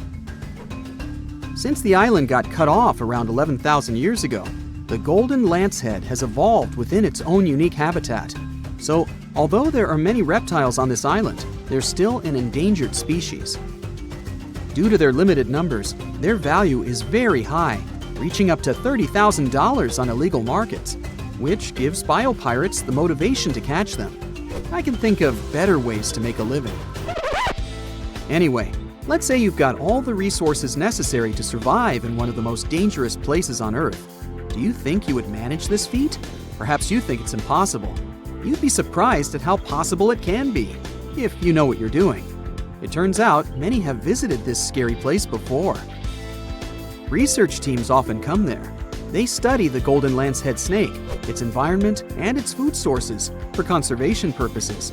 But scientists always make sure there's a doctor on the team. There's also a lighthouse on Snake Island. It had been operated by people until the 1920s. Then it became automated. One guess why. Brazilian authorities visit the lighthouse once a year to make sure it's still functional. Locals on the mainland know the reputation of the island, so the stories of people going missing are minimal. But one group of fishers once got too close to the island. As they were sailing along their normal route, they accidentally neared the shore. Their boat hit a rock under the waves and began filling with water. As the boat was quickly sinking, the men had only two options: to try to survive in the rough sea or swim to the shores of Snake Island. It was a hard choice to make. After all, they had heard the stories, and it wasn't just about snakes. Rumor had it that the island was cursed. Regardless of the stories, the fishers chose to take their chances with Snake Island. After making it to the shore, they tried to be careful. Their knowledge of the island could help them survive. Most importantly, they knew to avoid the rainforest at all costs. As the men got hungry, they carefully walked along the edge of the forest, warily collecting bananas. They were mostly sitting, waiting, and conserving their energy. They could only drink water when it rained. It was just enough to sustain them. They slept on the beach, unprotected from the elements and weather. And all the time, they were so close to the comfort of the lighthouse or caves. They were probably overly cautious, but it was either enduring some discomfort or risking their lives for a dry bed. They didn't yield to the temptation. They managed to survive for 3 days without being bitten by a snake. After that, a passing boat finally rescued them. So, now you know, anything is possible. So if you see a rainbow, that means you're in for some good luck. But if you see a deep sea fish, this means that something tragic is about to happen. Let's have a look at ancient lores and what they might mean IRL. In August 2020, people started out their day just like any other in California. It was sunny, so they decided to soak in the sun at the beach. They were snorkeling and kayaking when one of them spotted something out of the ordinary – a doomsday fish. The creature was 12 feet long. It's known as an oarfish, and only about 20 of them have washed up in California since 1901. Oarfishes live in obscure parts of the ocean, but why are they linked to doomsday? Japanese folklore says they are harbingers of disaster. These creatures were once thought to be sea serpents, and they are known as the messenger of the beautiful palace at the bottom of the ocean. The thing is, they only left the beautiful palace to warn humans about a disaster. That's why they're mainly known as bad omens. And when you see one, you can expect to see a tsunami or an earthquake right after. Even oceanographers confirm that this is a famous association. Now here's where it gets weird. The oarfish washed up near San Diego shores on the 10th of August. And then, on the 12th of August, a magnitude 4.4 earthquake hit Los Angeles. That's not the first time it happened. In 2011, in Japan, about 20 oarfishes were found stranded on the beaches and coastlines of Tehuco. Right after that, a magnitude 9 earthquake and tsunami hit the city. Something similar happened in the Philippines. On February 8, 2017, an oarfish was seen. 2 days later, a magnitude 6.7 earthquake struck the city and its nearby provinces. Sure, there is no way to prove both events are connected. The Seismological Society of America is adamant in saying that this is pure superstition. A recent study analyzed the coincidences and concluded that this association is statistically untrue. Can we say this happened literally out of the blue?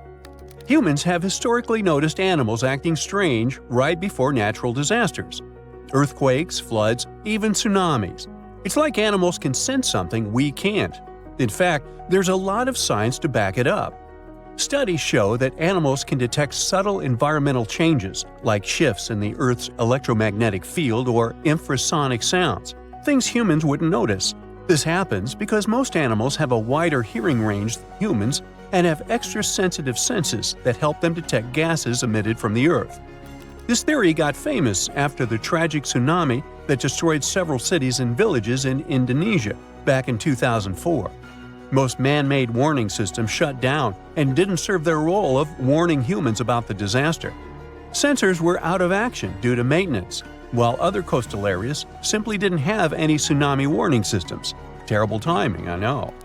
Still, minutes and hours before the 30-foot wave hit the city, some animals sensed the danger and fled. Eyewitnesses say that elephants ran for higher ground, while flamingos abandoned their low nesting areas and dogs refused to go outdoors. A local reported that he saw a herd of buffalo turning their ears toward the sea and then stampeded to the top of a hill. A lot of the people that survived the tsunami used animals as their warning systems. Now, this is not the first time humans have relied on animals to save their lives. The first official account of when it happened dates back to 373 BCE.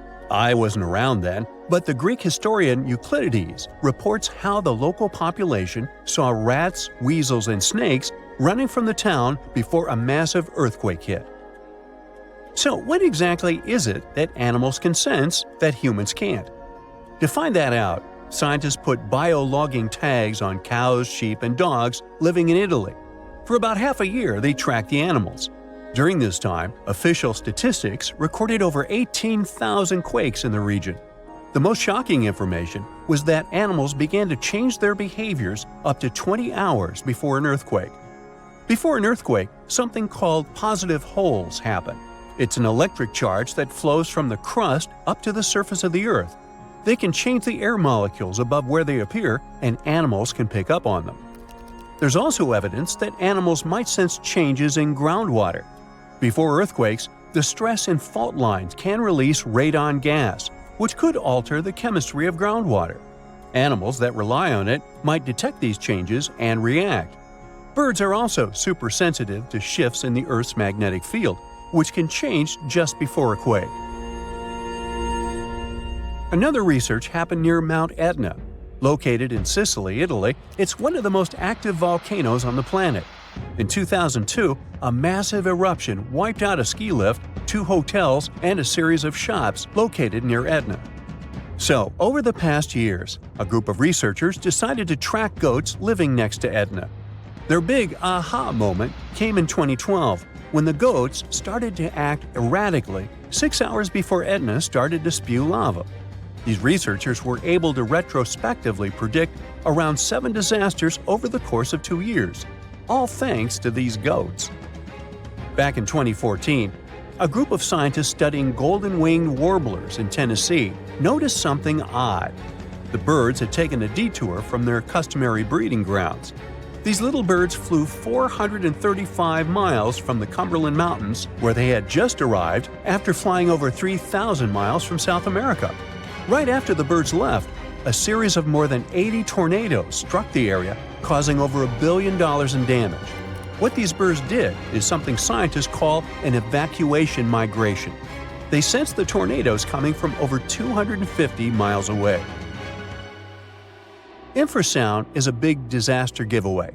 Storms and tornadoes make very strong infrasounds that can travel thousands of miles from the storm.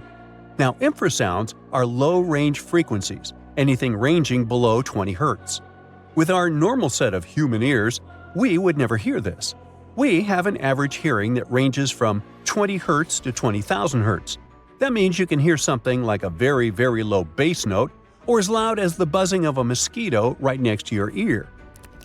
An elephant's hearing range can reach below 20 Hz.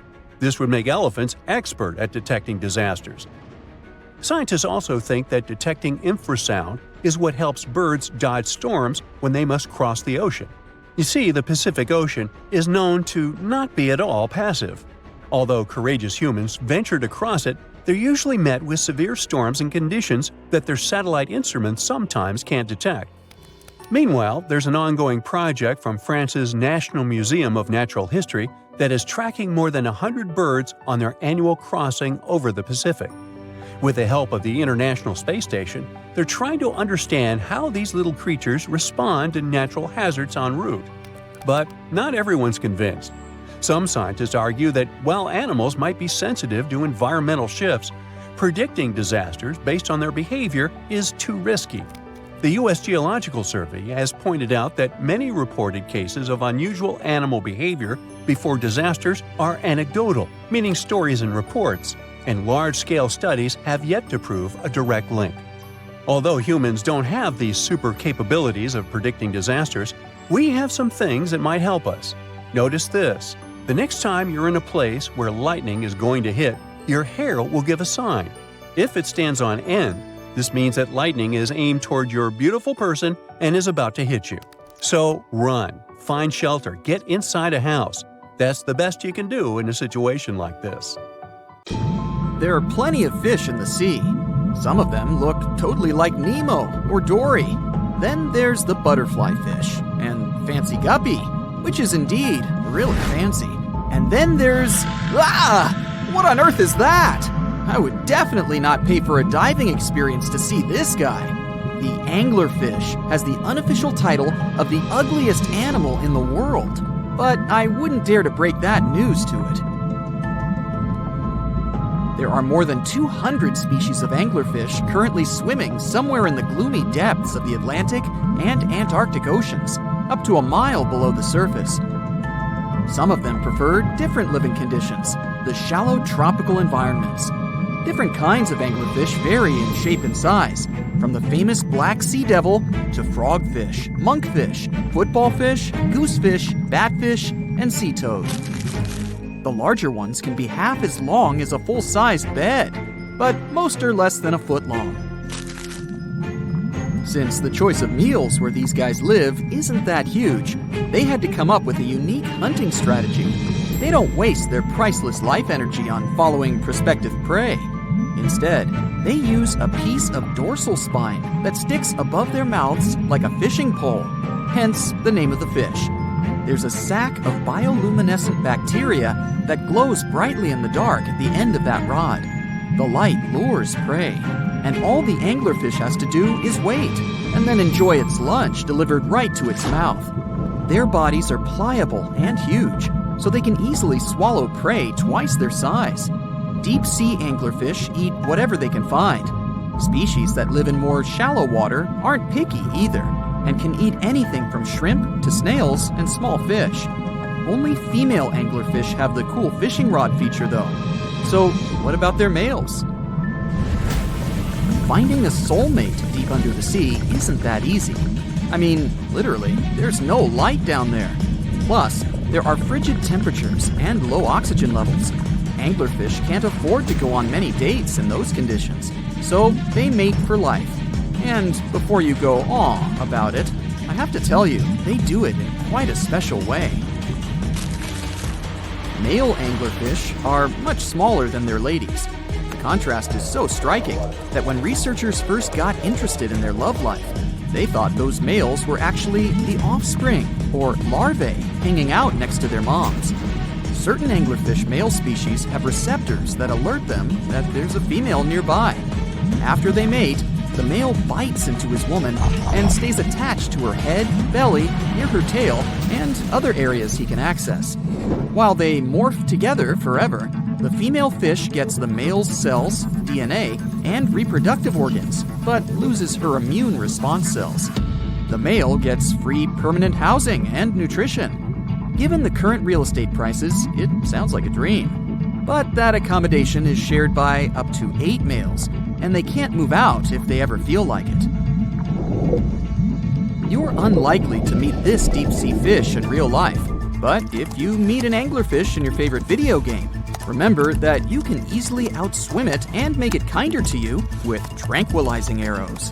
Once you befriend it, the anglerfish can be your scout and help you discover new areas with its bioluminescent pods.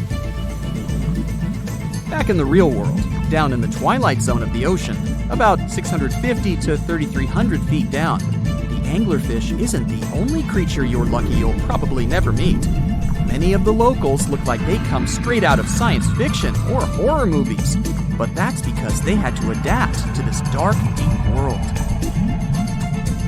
I did my best to get you prepared for the creatures you're going to meet, starting with the common fangtooth. They spend most of their lives deep down, but at night, they move toward the surface to snack. These guys are more active than most other deep-sea dwellers.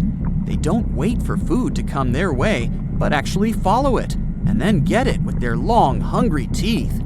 They don't have a built-in light bulb like the anglerfish, so they've developed a great sense of smell and use as much sunlight as they can get there in the depth to get around. Sometimes, even the shadow of a passing by prospective prey is enough for them to switch to action mode. And though they don't look too charming, they're completely harmless to humans if you ever run into one of these guys.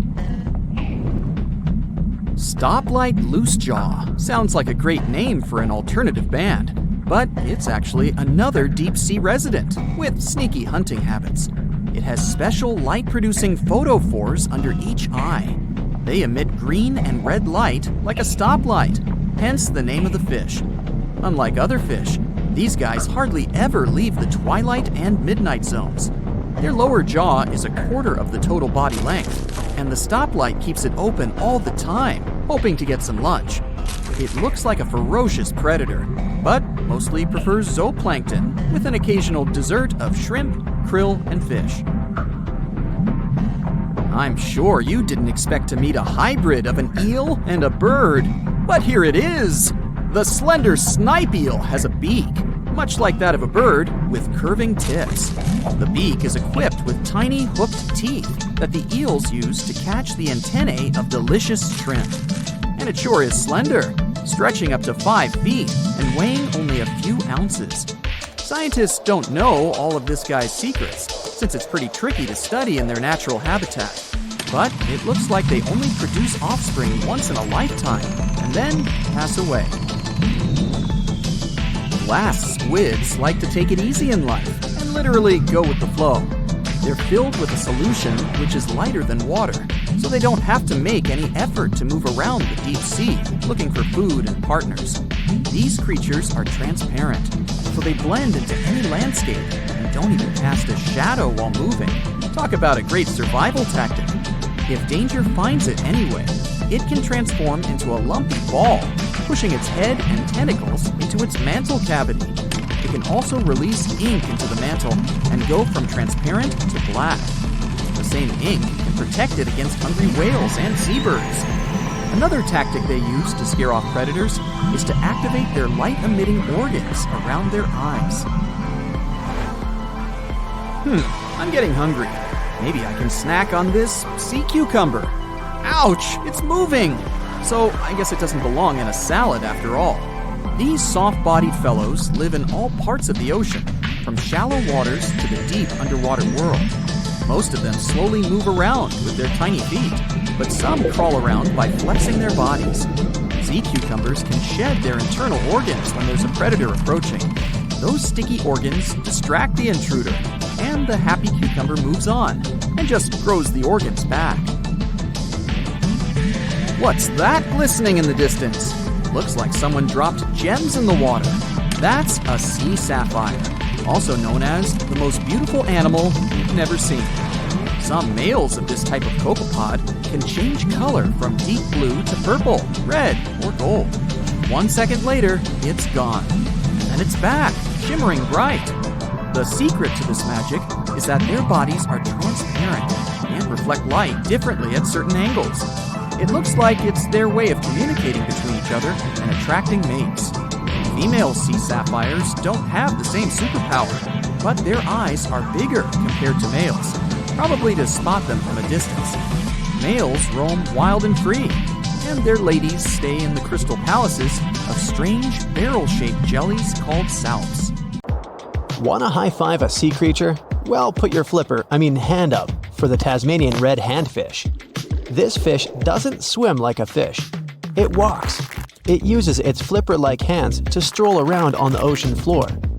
These bottom walkers are disturbed by swimmers and boats a lot. Some people even want to take them home as pets. I think it's better to just give them a wave and swim on by. The vampire squid. Its species name is Vampiroteuthis infernalis, which translates to vampire squid from hell. Oh yes, this vampire squid means to terrify everyone with its name, its dark red color, its spikes at the bottom, and the scary fact that it can basically turn itself inside out. The vampire squid loves putting on a good show, but it's as harmless as a kitten is to humans. It's as if Dracula scared the pants off you, but he didn't have blood-sucking fangs. The vampire squid feeds on food particles from plants and animal matter floating near the ocean's surface. Since they're not predators, they need good defensive strategies, and their vampiric look is designed to ward off large creatures who want to eat them. Turning themselves inside out is a defensive mechanism since the spiky areas in the inner skin are more intimidating. They also shoot out a substance that does not have color, but is packed with bioluminescent particles to distract predators. The vaquita. Going out on a boat off the coast of Mexico sounds like the perfect vacation. The sun, the blue water, the most endangered sea creature. Wait, what? The vaquita isn't dangerous, but don't expect it to stick around to say hello or sign any autographs. It's incredibly shy. This little cow, that's what it means in Spanish, is one tiny sea mammal. With those black markings around its eyes, it looks more like a sea panda to me. Seeing one should make you feel very special. They're on the brink of extinction, mostly because they got caught by accident in fishing nets. It's estimated that there's only 10 left in the wild. The blue dragon. This little creature looks like something out of a kid's fantasy movie. It's called the blue glaucus, casually referred to as the blue dragon or blue angel. It can be found in many places, the Atlantic, Pacific, and Indian Oceans. It's kind of a mollusk and it only grows to be about an inch long. What you think is the back is actually the mollusk's bright underbelly. It regularly floats on its back so that its blue colors help it camouflage with the water's waves. The blue dragon isn't just pretty, it's also smart. It usually feasts on Portuguese man-o'-wars, also known as Physalia physalis. The blue dragon stores their stinging cells for later use, in essence, stealing their defensive mechanisms. When the blue dragon is threatened, it releases those stinging cells it stored, directing them at an enemy to sting them with more power than the Portuguese man-o'-war would have been capable of. As they can store a huge amount of stinging cells, they can be a threat to humans. So, if you find one, don't pick it up. It's best to admire it from a distance. The barrel-eye fish. If you ever wanted to have Superman's X-ray vision, looking at the barrel-eye fish will make you feel like you gained that superpower at some point in your life without even realizing it. The barrel eye has a transparent head, so you can see how their eyes and brain look inside. This magnificent creature lives in the deep sea. This is the lowest level of the ocean, where strange creatures roam in near-freezing temperatures and constant darkness. They're exposed to water's pressure that's almost 1,000 times that of the surface. If the idea of the deep sea sends a shiver down your spine, stay tuned to learn about another of its creatures later on. The barrel-eye fish can be found in the Atlantic, Pacific, and Indian Oceans. You might be wondering, why oh why would a fish have a see-through head? And that would be a fair question. Since the species was discovered in 1939, it was believed that the fish's eyes were set to see straight ahead and couldn't move. So it was assumed that they had tunnel vision. Scientists Bruce Robinson and Kim Reisenbichler from the Monterey Bay Aquarium Research Institute recently discovered that the fish can move its eyes vertically to see through the top of its translucent head, thus noticing if there are predators or prey nearby. The transparent head also allows more light to enter so they can detect prey better. It's believed that the barrel-eye fish eats jellyfish and small fish species. If you dive in the ocean at night, you might be lucky enough to see how orange ball corallimorph blooms in the dark. But make sure to be quick because as soon as you turn on your flashlight to take a good look, it will retract its tubes back into itself. The megalodon. The whale shark isn't the biggest shark known to humans. If the entire shark species were a kingdom, the prehistoric megalodon would be the ruler of the sea. Megalodon roamed the ocean a long time ago. About 15.9 to 2.6 million years back between the early Miocene and late Pliocene eras. While they've long been extinct, people are still amazed to learn about these gigantic sea beasts. Megalodon could reach anywhere between 45 feet to 60 feet in length with jaws more than 6 feet wide. A fossil of a tooth that once belonged to a megalodon measured at 7 inches. Needless to say, I'm pretty stoked that these guys have long been extinct. But there's still some adventurers out there hoping to meet this monster one day. The Dumbo octopus. This adorable creature, or creepy creature, or however you want to see it, is officially called Grimpoteuthis. More casually, it's referred to as the Dumbo octopus, named after the Disney character. Though Dumbo, the elephant, not the octopus, was teased for his big ears, it's highly unlikely that this adorable octopus gets teased by its water neighbors. They are the deepest living octopuses, living in the deep sea, and you know how scary that place is. They're only about 8 inches tall and spend their days hovering just above the seafloor eating snails, worms, and other food they find in the current or near ocean vents. There are nearly 17 species of Dumbo octopus, and they all have differences in height, color, and body parts. If you can't get enough strange animals, you'll be glad to learn that the deep sea has barely been explored by humans. So keep an eye out. There are bound to be more fascinating animals discovered in the deep in the future. The sea angel. These creatures might look and sound pretty cute, but their diet is far from sunshine and lollipops. Their favorite food are sea butterflies. They lay mucus traps for them and wait in ambush. The squat anemone shrimp. This shrimp is tiny, only 0.5 inches. It's also known as a dancer shrimp because of its peculiar behavior. When agitated, it raises its bottom above its head and does a little dance. Divers also say it readily jumps on their hands and cleans them. The coconut crab. This guy may look pretty creepy, especially when the sun goes down. Mature coconut crabs are around 3 feet in length. Their preferred foods are coconuts, but they can also hunt down lizards and even large birds. The slender snipe eel. Slender snipe eel is a slim and long creature that's still a mystery for marine scientists. It's 4 feet long and it has at least 750 bones in its spine, which is much more than any other animal in the world. The sea pen. Sea pen is 7 feet long and it has a lot of varieties, but most of them look indeed like a pen or a quill. The similarity is even more striking when the animal has a water-filled bulb that anchors it to the floor. The Persian carpet flatworm. This creature looks indeed like a carpet, despite being very small by comparison. It's only 4 inches long, able to become both male and female. It doesn't really mate with other flatworms. Rather, it fights them for the right to bear posterity. The flamingo-tongued sea snails. Tourists love these extraordinary snails for their pretty colors, thinking it's a shell, but in fact, the shell is quite dull and hidden underneath colorful soft tissues. They eat softer, toxic parts of corals and store their toxins to protect themselves. The stonefish. Stonefish aren't going to win any beauty contests, unless the pageant is for best rock look-alike. Their tiny unreflective eyes and rough skin blend in perfectly with their environment.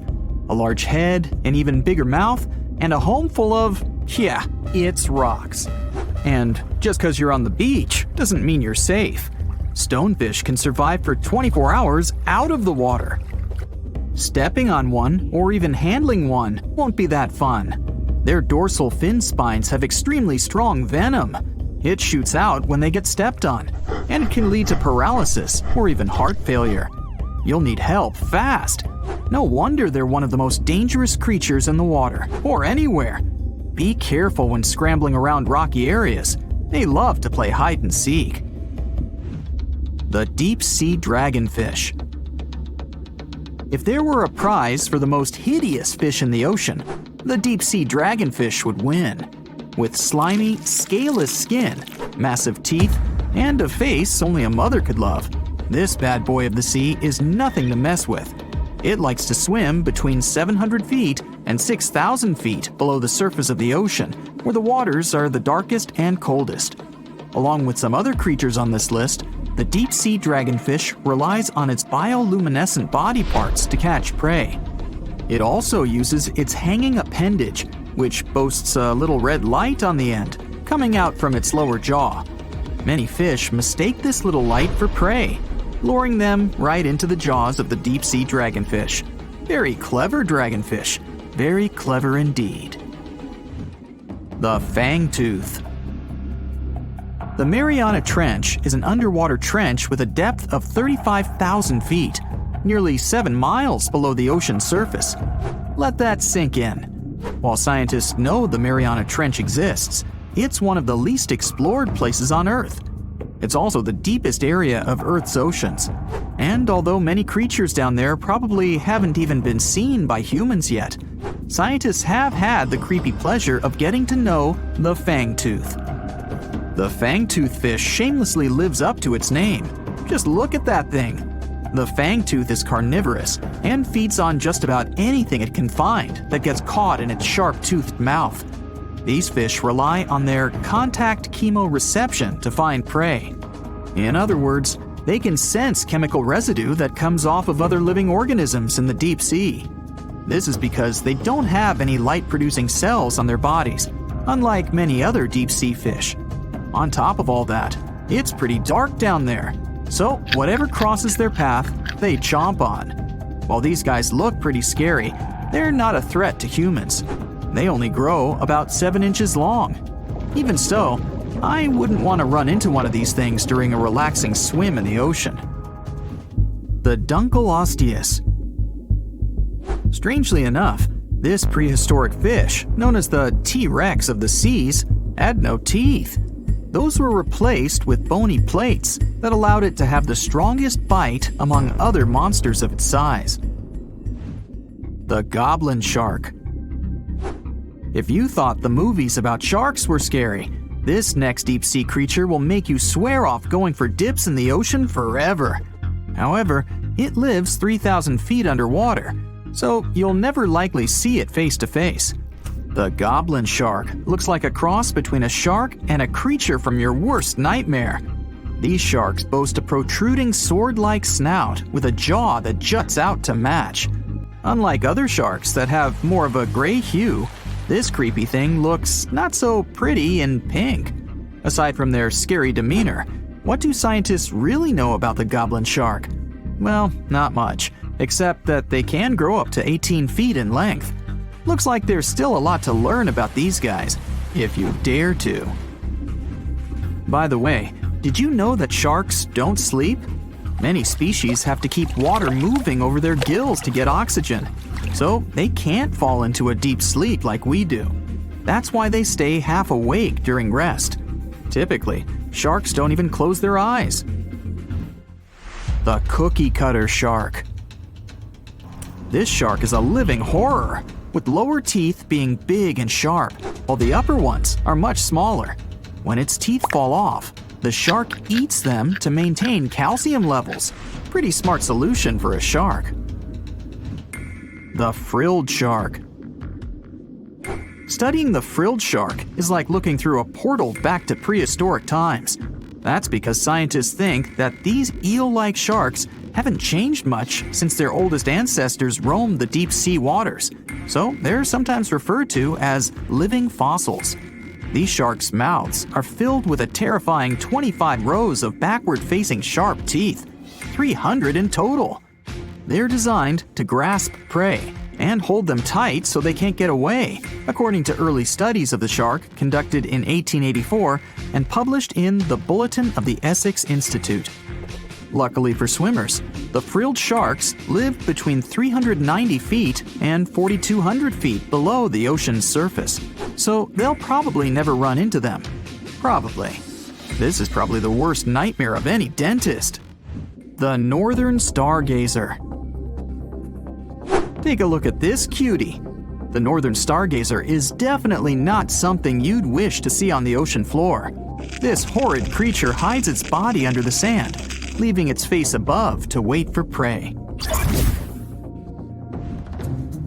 The tasseled wobbegong. Here's another carpet shark on our list. It lies low on the bottom of the sea and patiently waits for its prey to come by. The Australian ghost shark. The Australian ghost shark isn't really even a shark, but a very bony fish. It's also a living fossil. It hasn't changed within the last 400 million years. Believe it or not, sharks and humans have a common ancestor that lived around 440 million years ago. Even though we both evolved in our own way, there are still some signs of that connection. For example, the genome of an elephant shark is very similar to humans. The Leopleurodon. This list of terrifying creatures would be incomplete without mentioning the terrifying and prehistoric Leopleurodon. This carnivorous marine reptile existed during the Colovian stage of the Middle Jurassic era and ruled the waters at 9 feet in length. Scientists believe Leopleurodon thrived in this deep-sea trench because of its ability to swim long distances and its 4 paddle-like limbs. While they probably weren't able to propel themselves toward prey like other animals of the area, they did manage to accelerate and attack very ruthlessly and efficiently. Additionally, they relied on their long snouts to smell prey, which leads scientists to believe they didn't rely on sight for hunting. This means they could have thrived in the dark Mariana Trench. Around 150 million years ago, Leopleurodon became extinct due to competition for prey against other thriving marine reptiles.